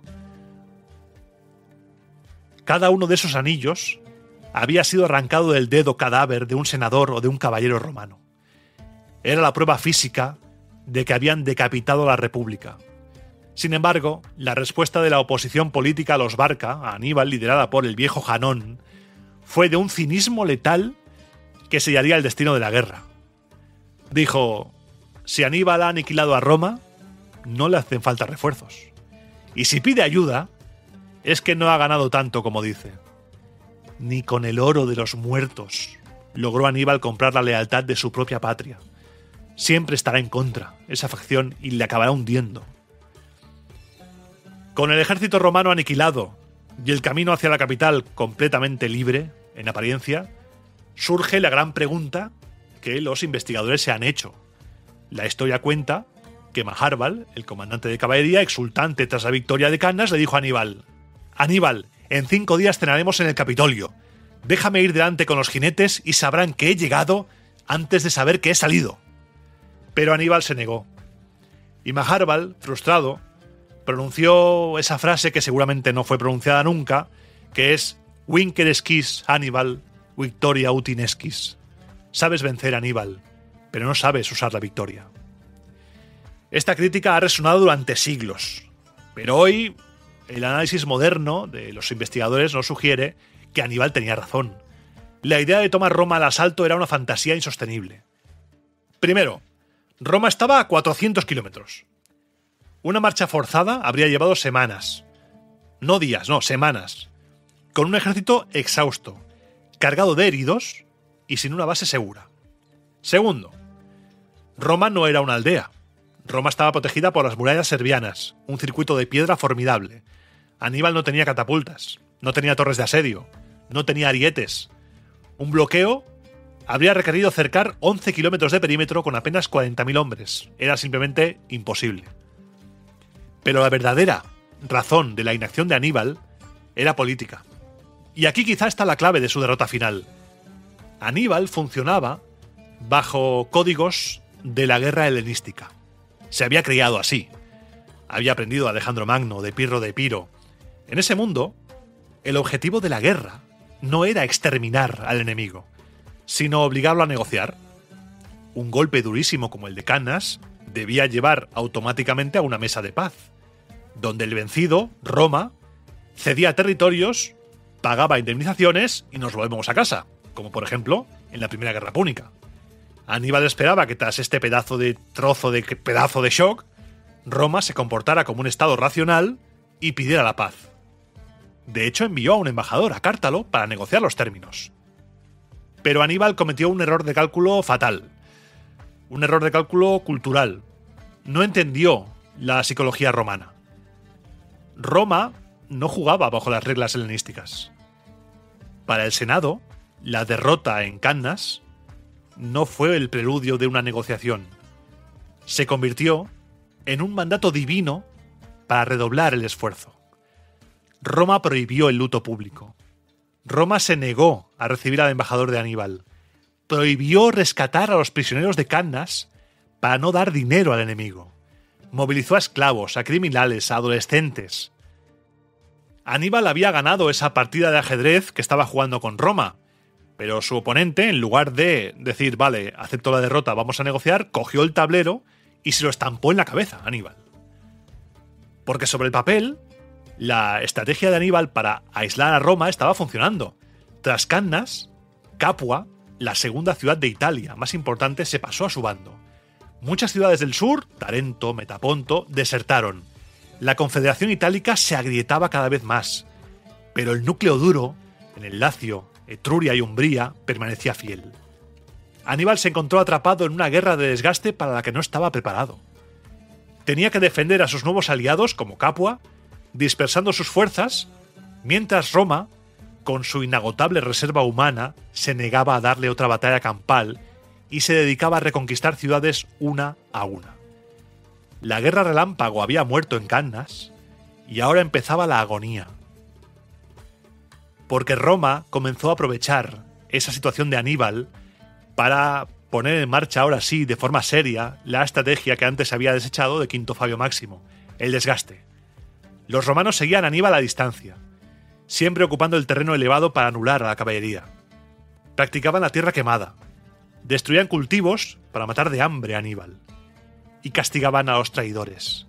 En el 211, 5 años después de Cannas, Roma asedió y retomó Capua. Aníbal intentó salvarla e incluso marchó hacia las murallas de Roma para distraer a las legiones, pero fracasó. La caída de Capua envió un mensaje brutal a toda Italia. Aníbal no puede protegeros. Aníbal no es la alternativa.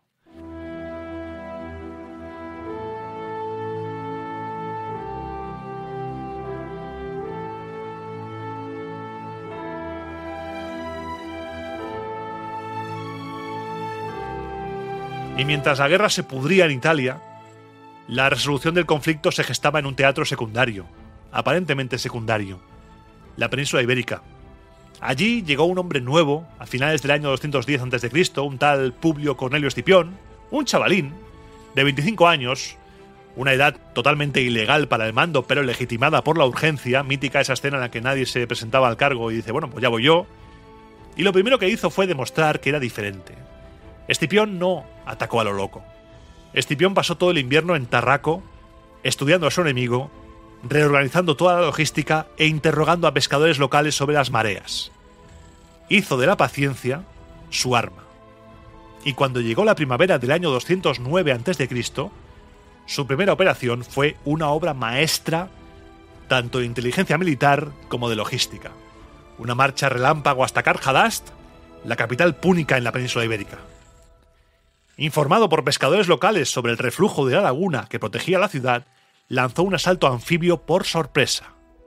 La captura de Karjadast fue un desastre total para los Barca porque perdieron sus minas de plata, su mejor puerto y, lo más importante, a los rehenes de las tribus íberas. Escipión, a diferencia de los generales cartagineses que trataban a los locales con arrogancia, liberó a los rehenes y se ganó a los líderes tribales.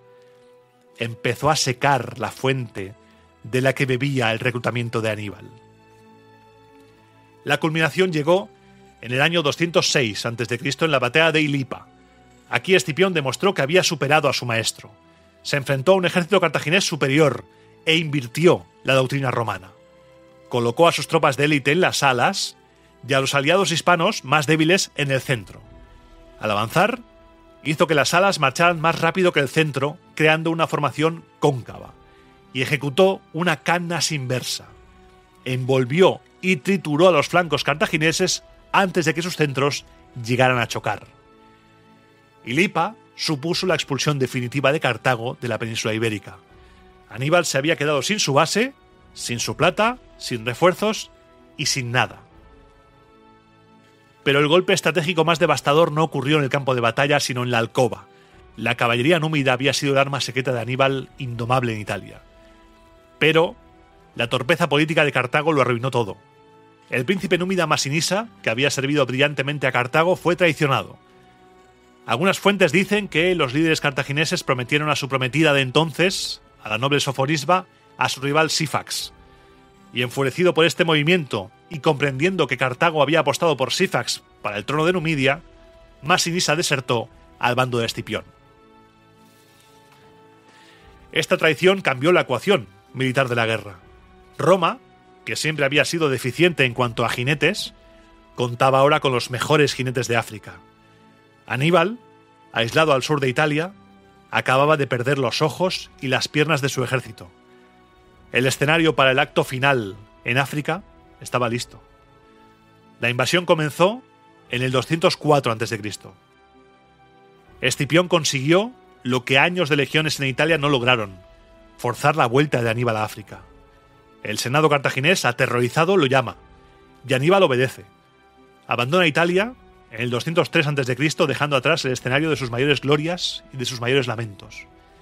Dicen que lloró al embarcar. Lloró de rabia. Sabía que volvía para defender una ciudad que le había dado la espalda. Antes del choque final, la historia, como hemos visto en el podcast, nos regala un momento de cine, purísimo cine. Aníbal y Escipión se reúnen en persona cerca de Zama. Dos generales, el maestro y el alumno, cara a cara. Aníbal, envejecido y consciente de lo frágil que es la fortuna, ofrece términos pragmáticos.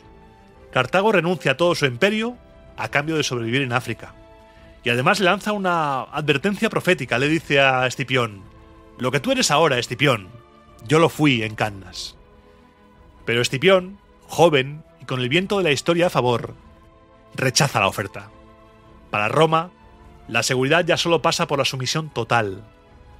Aquí no hay negociación posible, aquí hay juicio, exterminio, o mueres o te muero, o te mato. El 19 de octubre del año 202 a.C., en las llanuras que se ha convenido en llamar Zama pero no era Zama, se despliegan los ejércitos de Escipión y de Aníbal.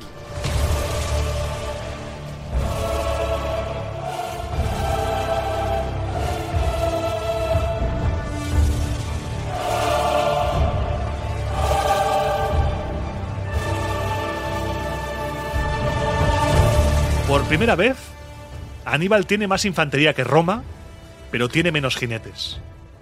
Masinisa y sus númidas ahora cabalgan junto a las legiones romanas. El plan de Aníbal se basa en la fuerza bruta de sus elefantes, 80, o más de 80 según Polibio. Confía en que rompan la línea romana al inicio, nada más empezar. Pero Escipión ha hecho los deberes. Escipión ha diseñado una formación revolucionaria. En lugar del clásico tablero de ajedrez, que es como se formaban las legiones romanas, en quincunx, alinea sus manípulos en columnas, dejando carriles vacíos ocultos tras los hostigadores, tras los velites. Cuando los elefantes cargan, los romanos soplan trompetas ensordecedoras, las bestias aterrorizadas buscan la salida fácil y corren por esos pasillos vacíos sin tocar a un solo soldado, mientras son acribilladas por los flancos. El arma secreta de Aníbal se evapora en minutos, míralo, mira ahí va corriendo el arma secreta de Aníbal, huyendo, aterrorizados. Y entonces comienza la carnicería. Aníbal ha dispuesto a sus hombres en 3 líneas. Primero, los mercenarios, que son barridos. Luego, los ciudadanos cartagineses. Y finalmente, su carta ganadora, la vieja guardia, sus veteranos de Italia. Hombres que llevan 16 años luchando con él, que han cruzado los Alpes, que no conocen la derrota. Entre la segunda y la tercera línea ha dejado unos 200 metros. Utilizó a las otras 2 líneas como amortiguador humano para cansar a los romanos antes de que lleguen a la élite. El choque es brutal. Polibio cuenta que la batalla se queda suspendida en un punto muerto sangriento. La infantería de Aníbal empieza a ganar terreno centímetro a centímetro. Parece que el milagro es posible, pero entonces se oye un ruido. Un ruido a la espalda. Es la caballería romana. Masinisa y Lelio cargan contra la retaguardia de los veteranos y, atrapados entre el muro de escudos romano y las lanzas númidas, el ejército de Aníbal se desintegra. La vieja guardia cartaginesa muere matando. Pocos se rinden, muy pocos. 20.000 cartagineses mueren allí. Aníbal escapa con un puñado de jinetes hacia Adrumetum. Sabe que no ha perdido una batalla, sabe que ha perdido la guerra y sabe que ha sellado el destino de Cartago. Tras el desastre de Zama, Cartago se enfrenta a una realidad devastadora. El Tratado de Paz del año 201 a.C. desmantela su imperio y le impone una deuda aplastante. 10.000 talentos de plata a pagar en 50 años. Es una forma que tiene Roma de perpetuar la servidumbre económica de Cartago. Internamente la ciudad está rota. Rota. La vieja oligarquía, los eternos enemigos de los Barca, intentan aprovechar la derrota para consolidar su poder. Culpan a Aníbal de la desgracia y pretenden que sean los pobres quienes paguen la factura a Roma, mientras ellos protegen sus fortunas amasadas por la corrupción. Pero Aníbal, a sus 46 años, demuestra una resiliencia asombrosa, porque no huye, no se esconde. No, ese no es Aníbal. se apoya en el pueblo y en sus veteranos, y en el año 196 da un paso al frente, se presenta a las elecciones y gana. Se convierte en sufete, en el magistrado supremo de la República de Cartago. Su enemigo ahora no serán las legiones, sino un tribunal llamado el Tribunal de los 104. Este cuerpo era un poder en la sombra, tiránico. Sus miembros tenían cargos vitalicios y elegían a sus sucesores a dedo.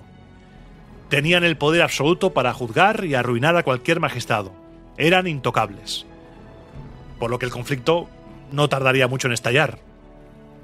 Un cuestor, como los romanos dicen, claro, los romanos comparan los cargos con los suyos, alguien que se encargaba del tesoro, sabiendo que al terminar su año entraría automáticamente en ese tribunal de los 104, decide desafiar la autoridad de Aníbal e ignora sus órdenes. Su arrogancia se basa en la impunidad futura del año siguiente. Aníbal reacciona rápido, hace arrestar al cuestor ante el asombro de la aristocracia y lo arrastra ante la Asamblea Popular. Allí denuncia al sistema completo. Aprovechando la indignación de la gente, aprueba una reforma revolucionaria. Desmantela el poder vitalicio. A partir de ahora, los jueces del Tribunal de los 104 serán elegidos por la ciudadanía y su mandato será anual, sin posibilidad de reelección inmediata. Es un golpe de Estado democrático. En una tarde, Aníbal rompe el monopolio oligárquico que había asfixiado a Cartago durante generaciones. Con el poder político asegurado, Aníbal ataca la crisis financiera.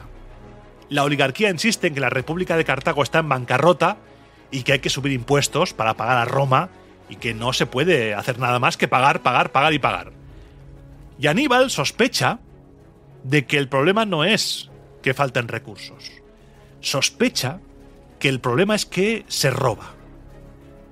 Entonces ordena una auditoría forense de las cuentas públicas, examina los ingresos de aduanas, las rentas de las tierras, y el resultado confirma sus sospechas.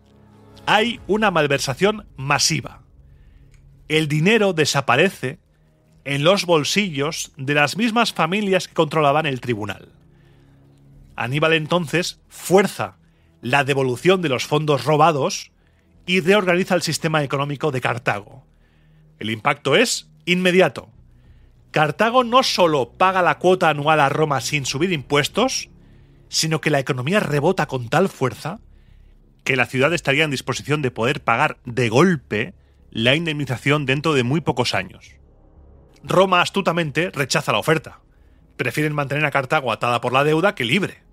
Pero el mensaje ha llegado claro al Senado romano. Bajo la administración de Aníbal, Cartago está resurgiendo, y eso es algo que Roma no puede tolerar. El mismo éxito de las reformas de Aníbal selló su destino. Al limpiar Cartago de corrupción, de ladrones y de gente que se aprovechaba del sistema en lugar de servir al sistema, se creó enemigos mortales dentro de sus propias murallas. La oligarquía, esa élite corrupta a la que Aníbal había quitado el poder y el dinero, desarrolló un odio visceral hacia él. Esa oligarquía que se envolvía en la bandera de Cartago no podía derrotarlo en las urnas porque el pueblo adoraba a Aníbal, por lo que recurrieron a lo único que les quedaba, la traición. Enviaron cartas secretas al Senado romano. Mintieron.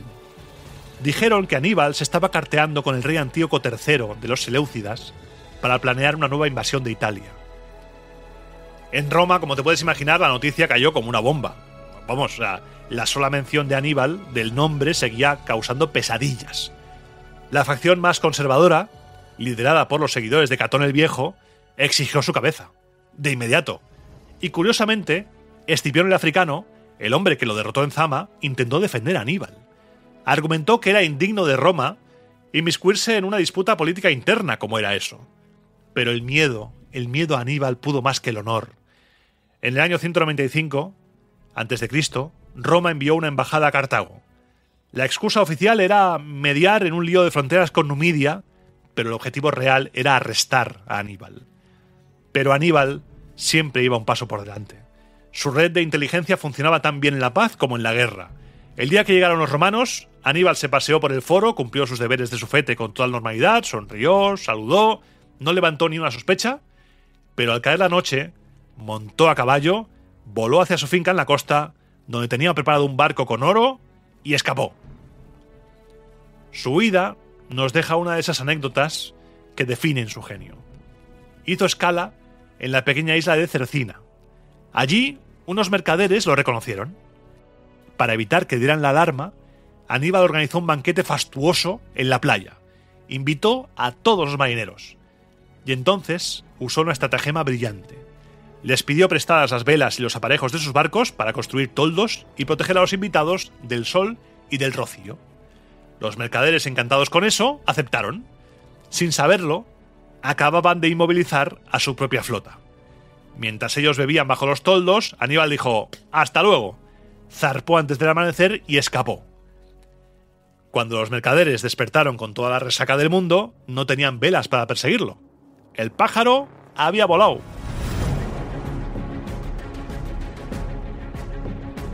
Su destino fue casi poético. Dicen algunas fuentes que primero fue a Tiro, en el actual Líbano, la antigua ciudad madre de Cartago. Aníbal lo que quería quizá era reafirmar su identidad. Tiro era el corazón espiritual del mundo fenicio. Allí fue recibido con honores reales y participó en sacrificios en el templo de Melkart, la misma deidad ante la que había jurado ese odio eterno a Roma cuando era niño, con solo 9 años. Ese acto tiene un simbolismo brutal. Al volver a su origen, Aníbal estaba internacionalizando la lucha. Su guerra, su enfrentamiento con Roma ya no era Cartago contra Roma. Se estaba convirtiendo en un Oriente contra Occidente. Desde Tiro, Aníbal viaja a Antioquía y finalmente a Éfeso. Allí se une a la corte de Antíoco III el Grande, el emperador del Imperio Seleucida, la superpotencia del Mediterráneo oriental. Antíoco se está preparando para la guerra inevitable contra Roma, y la llegada de Aníbal es un golpe propagandístico inmenso. El fichaje del vencedor de Cannas uniéndose al rey de Asia, eso es, vamos, el Dream Team, para el Senado romano, es la materialización de sus pesadillas. Sus dos mayores enemigos unidos. Es una cosa tremenda. Y es aquí, en este exilio dorado en Éfeso, donde ocurre un encuentro que parece un guión de cine y que posiblemente sea tremendísima inventada, pero hay momentos en los que uno debe elegir creer. Y yo quiero creer que esto pasó. Vamos a jugar a creer. Apiano cuenta que Roma envió una embajada para vigilar a Antíoco y en ella iba Escipión el africano. Los dos viejos enemigos se volvieron a ver. Parece ser que tuvieron varias conversaciones en el gimnasio, según Apiano, y en una de ellas, Escipión no pudo resistirse y le preguntó: Aníbal, dime, ¿quién crees que ha sido el mejor general de la historia? Y Aníbal le dice: Alejandro Magno, porque con un pequeño ejército derrotó a imperios infinitos. Escipión dice: vale. ¿Y el segundo? Aníbal dice: Pirro de Epiro, porque enseñó a todos el arte de acampar y la maniobra. Escipión, ya arrugando el gesto, dijo: ¿y el tercero? Aníbal responde: el tercero soy yo, porque siendo todavía un chaval, conquisté Iberia y fui el primero después de Hércules en cruzar los Alpes con un ejército. Y además, tras invadir Italia, sin que ninguno de vosotros tuviese valor para impedírmelo, arrasé 400 ciudades y en numerosas ocasiones os coloqué en la lucha a las mismas puertas de la capital sin recibir ayuda ni económica ni militar de Cartago. Escipión, que veía que le había derrotado y que no aparecía en el podio de mejores generales, tras escuchar la tremenda autofelatio que se había hecho a Aníbal ahí, sonrió y le hizo la pregunta putanesca, salsa a la putanesca. Le dijo: ¿y qué habrías dicho si me hubieras vencido tú a mí en Zama? Y ahí Aníbal le dio la estocada final y dijo: entonces, Escipión, si te hubiera vencido en Zama, me habría puesto primero, por encima de Alejandro, de Pirro y de todos los demás. Con esa respuesta, Aníbal le estaba regalando veladamente el mayor de los cumplidos. Yo soy el mejor general de la historia, pero tú me derrotaste.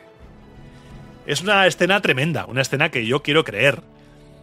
Pero bueno, vamos a seguir adelante porque en esa estancia con Antíoco pronto se hizo evidente que Aníbal no encajaba en ese mundo de palacios, de seda, de lujo, tal, no.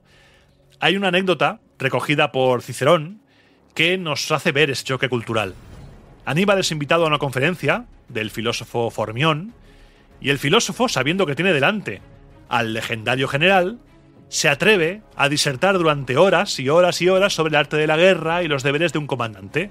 Habla de estrategia, de táctica, de principios abstractos, todo ello, por supuesto, sin haber pisado un campo de batalla en su vida, Julio. No has estado en la guerra en tu vida, Julio. Al terminar, los cortesanos, esperando un cumplido diplomático, le preguntan a Aníbal qué le ha parecido eso. La respuesta del cartaginés es francamente devastadora. Cuentan que dijo: he visto a muchos viejos locos en mi vida, pero a ninguno que desvaríe más que Formión. Este episodio revela la soledad intelectual de Aníbal. Él ha aprendido la guerra en el barro de Hispania, en la nieve de los Alpes, en la sangre de Cannas. Para él, la guerra es experiencia pura. Para los griegos, los que está codeándose, es un ejercicio académico la guerra. Aníbal desprecia a los que saben cómo se llama la espada, pero no saben cuánto pesa la espada, ni el daño que puede hacer. Y esa desconexión tiene consecuencias fatales. Aníbal presenta a Antíoco un plan audaz para derrotar a Roma, basado en lo único que funciona: llevar la guerra a su casa, y propone una guerra en dos frentes. Mientras Antíoco distrae a las legiones en Grecia, Aníbal pide una flota de 100 naves, 10.000 jinetes de infantería y 1.000 jinetes para desembarcar de nuevo en el sur de Italia, y simultáneamente sus agentes provocarían un golpe de estado en Cartago para que la ciudad se uniera a la guerra de nuevo. Es un plan brillante, pero Antíoco desconfía. Las fuentes nos dicen que desconfía por celos de la gloria de Aníbal, pero yo creo que había algo más ahí. Yo creo que desconfía porque considera que invadir Italia es logísticamente imposible y prefiere una guerra convencional en Grecia. Y es que un día, para impresionar a Aníbal, le muestra a sus tropas desfilando, miles de soldados con armaduras de oro y plata, carros falcados, elefantes adornados, y le pregunta con orgullo: ¿crees, Aníbal, que esto será suficiente para los romanos? Y Aníbal, con una sonrisa sarcástica, le responde: sí, creo que será suficiente para los romanos, aunque son muy codiciosos. Antíoco no entendió el chiste. Aníbal no decía que fuera suficiente para vencerlos, sino que eran suficiente botín, pero no lo suficiente para saciar su codicia. Al final, el rey de Asia relegó al mejor general de la historia a un papel de asesor menor. Desperdició su activo más valioso por puro ego y por puro miedo, y como Aníbal predijo, lo pagaría caro. Cuando finalmente estalló la guerra contra Roma, la necesidad obligó al rey Antíoco a utilizar a Aníbal. Pero hay una ironía cruel, porque no le da el mando de ejércitos de tierra, sino que le da el mando en el mar. Le encarga reunir una flota fenicia. En el verano del 190 a.C., Aníbal zarpa con 47 naves. Son barcos grandes, tripulados por novatos, pesados.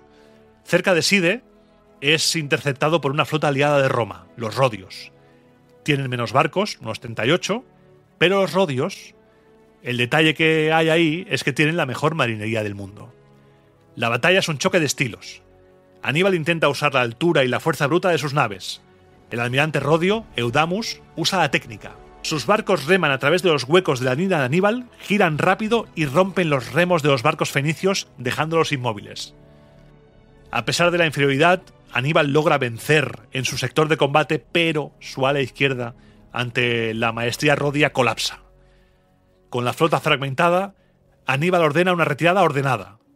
Es una derrota táctica, sí, pero estratégicamente logra salvar la mayor parte de sus barcos frente a marinos muy superiores. Demuestra que su genio se puede adaptar a cualquier elemento. Y ahora adelantamos acontecimientos. Tras la derrota total de Antíoco en Magnesia, Roma exige la cabeza de Aníbal. Y él huye de nuevo. Esta vez hacia el norte, a la corte del rey Artaxias I de Armenia. Y aquí, en el exilio más profundo, Aníbal revela una faceta desconocida: la de urbanista. Nos cuentan las fuentes que Aníbal observó un terreno desaprovechado en un meandro del río Araxes, vio su potencial defensivo y dibujó los planos para una nueva capital. Convenció al rey para construirla, la ciudad se llamó Artaxata y Aníbal supervisó personalmente las obras. Diseñó un trazado en cuadrícula, típico del urbanismo helenístico, pero le añadió fortificaciones de estilo púnico.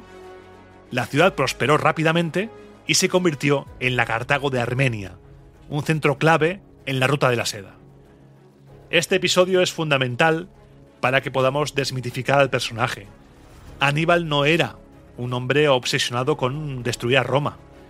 Tenía una capacidad creativa y organizativa inmensa. Si no hubiera sido por la guerra, podría haber sido recordado como uno de los grandes constructores de la antigüedad. Pero Roma nunca dejó de perseguir a Aníbal. La última etapa de su vida transcurre en Bitinia, bajo la protección del rey Prusias I. Bitinia está en guerra con Pérgamo, un aliado fiel de Roma, gobernado por el rey Eumenes II. Aníbal asume de nuevo el mando naval, pero esta vez se enfrenta a una flota muy superior en número. Y aquí, el viejo general, acorralado y sin recursos, se inventa otro tipo de guerra. Aníbal ordena a sus tropas recolectar miles de serpientes vivas.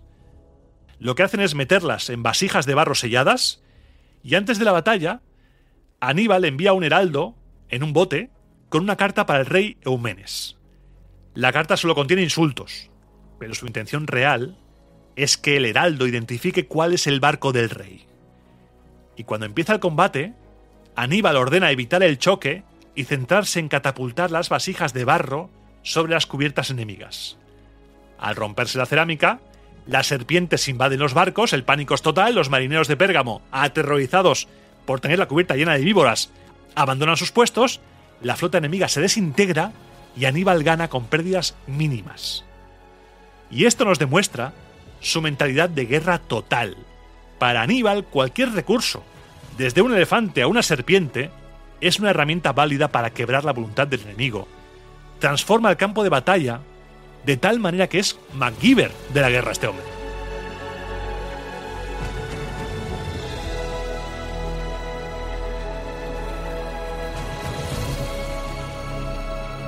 Pasa el tiempo y a pesar de que Aníbal ya está retirado, envejecido y lejos, muy lejos, Roma nunca se cansó de perseguirlo. La mera existencia de Aníbal, ya solo que respirase, era intolerable para la psique romana. Mientras Aníbal viviera, Roma no podía dormir tranquila. En el año 183 a.C., Tito Quincio Flaminino, el general que había liberado a Grecia, llegó a la corte del rey Prusias en Bitinia. No sabemos si tenía órdenes explícitas del Senado o si buscaba gloria personal, pero el resultado es el mismo. Exige la cabeza de Aníbal. El rey Prusias, temeroso del poder romano, comete el sacrilegio definitivo. Viola las sagradas leyes de la hospitalidad y ordena a sus guardias rodear la residencia de Aníbal en Libisa, en la actual Turquía. Aníbal, siendo previsor, Aníbal tenía que andarse con 1000 ojos, ya había construido su casa con 7 salidas secretas. Pero cuando intenta escapar descubre que todas han sido bloqueadas por los soldados del rey. Comprende que no hay salida. Y toma una decisión. Se niega a darle a Roma el espectáculo de exhibirlo encadenado en un triunfo por la vía sacra. Aníbal, según la leyenda, lleva siempre consigo un anillo. Y en ese anillo hay un compartimento secreto con un veneno rápido. Antes de beber la copa, con el veneno, Tito Livio le atribuye unas últimas palabras que resuenan como una condena final a la degradación de los valores de sus enemigos que son capaces de violar la hospitalidad. Y cuenta Tito Livio que dijo: liberemos al pueblo romano de su larga ansiedad, ya que consideran que esperar la muerte de un anciano es demasiado tiempo. Y al suicidarse, Aníbal derrota por última vez a Roma. Al quitarse la vida, Aníbal impide que Roma ejerza su poder sobre él. Muere maldiciendo a Prusias por su traición, apelando a los dioses para que venguen la hospitalidad rota. Aníbal muere en el año 183 a.C. a los 64 años, y la historia, que a veces tiene esas ironías tan curiosas, quiso que ese mismo año también muriera su gran rival, Publio Cornelio Escipión, el africano. Ambos murieron en el exilio, lejos de casa, amargados por la ingratitud de sus patrias, a las que habían dado todo y que les habían pagado con la traición y con el olvido. Pero aún así, tras su muerte, Aníbal no desapareció. Aníbal se transformó. Roma lo convirtió en una herramienta cultural. La frase Aníbal ad portas se convirtió en un proverbio usado durante siglos para describir un peligro inminente e incluso para asustar a los niños que se portaban mal. El fantasma de Aníbal recordaba a los romanos la necesidad de disciplina, de unidad, y sirvió para legitimar la brutalidad imperial que seguiría ahora. Si el enemigo es un monstruo capaz de producir un Aníbal, su aniquilación es necesaria defensivamente. Eso sellará el destino de Cartago años después. Y hoy, en esta noche tan especial, hemos recorrido su vida, desde el juramento hasta el veneno en Livisa. Y si algo nos enseña su biografía, la de Aníbal, es que su grandeza no residía únicamente en su capacidad para envolver legiones en canas. Residía en su capacidad para reinventarse. Fue el general que cruzó los Pirineos, los Alpes, fue el reformista democrático que limpió la corrupción de Cartago, fue el urbanista que diseñó ciudades en Armenia, fue el almirante que luchó en el Egeo. Aníbal Barca fue, hasta el último aliento, a la vez uno de los últimos helenistas y un hombre moderno, sorprendentemente moderno. Entendió antes que nadie la naturaleza global del conflicto mediterráneo. Su verdadera tragedia es haber nacido en una época y en una república de Cartago que no pudieron soportar la magnitud de su visión. Cartago no le merecía, y Roma le temía demasiado para dejarle vivir. Al final, las legiones conquistaron el mundo del Mediterráneo. Pero nunca, nunca pudieron conquistar el espíritu del hombre que prefirió el veneno a las cadenas.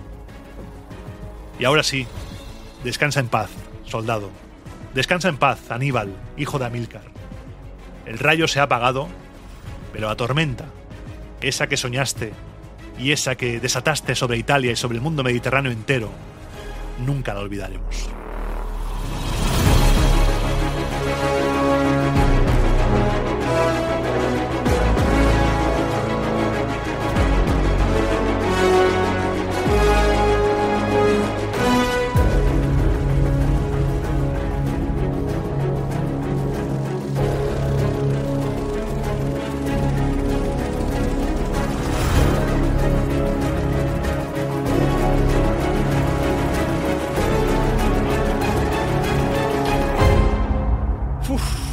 Y ahora, en esta noche especial, con un programa larguísimo, especial, que me tiene la voz al límite, permíteme que beba agua para entrar en la sección sin música y hablar un poquito tú y yo. Porque no quería dejar pasar el programa de hoy para hacer una sección sin música. Gracias por escucharme hoy. Espero que te hayas guardado este programa para la noche. O, bueno, a la hora que lo hayas hecho, antes de hacer la cena o por la noche. Espero que te haya servido de compañía. Y yo, en esta noche tan especial, quiero decirte que tú para mí también eres compañía. Porque saber que estás al otro lado me reconforta. Ya hablaremos en el de Nochevieja, en la sección sin música de Nochevieja, repasaremos el año, pero ha sido un año complicado, bonito pero complicado, y saber que estás ahí lo ha hecho mucho más llevadero. Por lo que si hoy he conseguido durante un rato hacerte compañía y hacer que Roma Eterna sea tu plan de Nochebuena, soy feliz, porque me hace muy feliz ponerme a grabar esto sabiendo que lo vas a escuchar, sabiendo que te va a hacer bien. En el fondo la vida es, mirando el ejemplo de Aníbal, la vida es cruel, es inexorable, va a llegar y solo nos queda el hombro con hombro y disfrutar de las cosas buenas. Por lo que hayas pasado como hayas pasado la Nochebuena, yo te deseo que estés bien, que tu familia esté bien, que los dioses sean propicios a todos. Y si escuchas esto en julio del año 2029 o 2035, que sepas que esto es un especial de Nochebuena, pero que se puede escuchar siempre que quieras, por supuesto. Y como siempre digo en todas las secciones sin música, si no lo has hecho ya, por favor, suscríbete a Roma Eterna en tu plataforma favorita, en Spotify, en iVoox, donde tú quieras. Compártelo con todo el mundo. Dile, mira, este loco ha hecho un especial, no sé, la grabación han sido 2 horas y 20. La grabación, no sé cuánto quedará el corte final, porque claro, hay que cortar cositas, errores, tal, pero la grabación pura 2:20. Este loco ha hecho un programa sobre Aníbal Barca, de principio a fin. Escúchalo, compártelo con todo el mundo y si quieres, apóyame, tanto en iVoox como en Ko-fi, como en Patreon, patreon.com/Iván Martín, porque ahí sigo subiendo contenido exclusivo, guiones y demás. Y nada más, hoy en esta noche especial cómete un polvorón o unos turrones por mí, unas neulas, que me gustan los barquillos. Soy muy de neulas, mucho. Y nada más, desearte una feliz noche, un feliz día si has escuchado esto por la mañana, feliz noche si estás en la madrugada de la Nochebuena, y me despido. Que los dioses os sean propicios y yo te espero la semana que viene, pasaré lista, en el próximo programa de Roma a Eterna.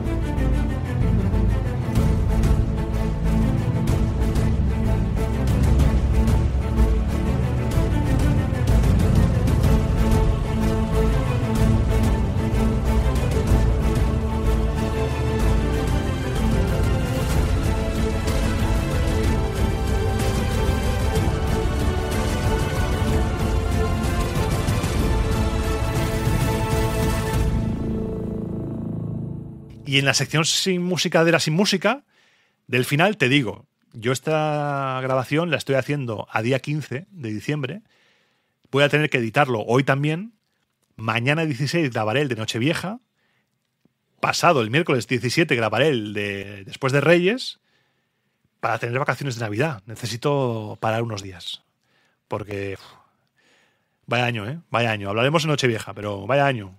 Madre mía. Un fuerte abrazo. Te espero en Nochevieja. Trae tu mejor túnica, tu mejor toga y trae las uvas. Un fuerte abrazo. Adiós.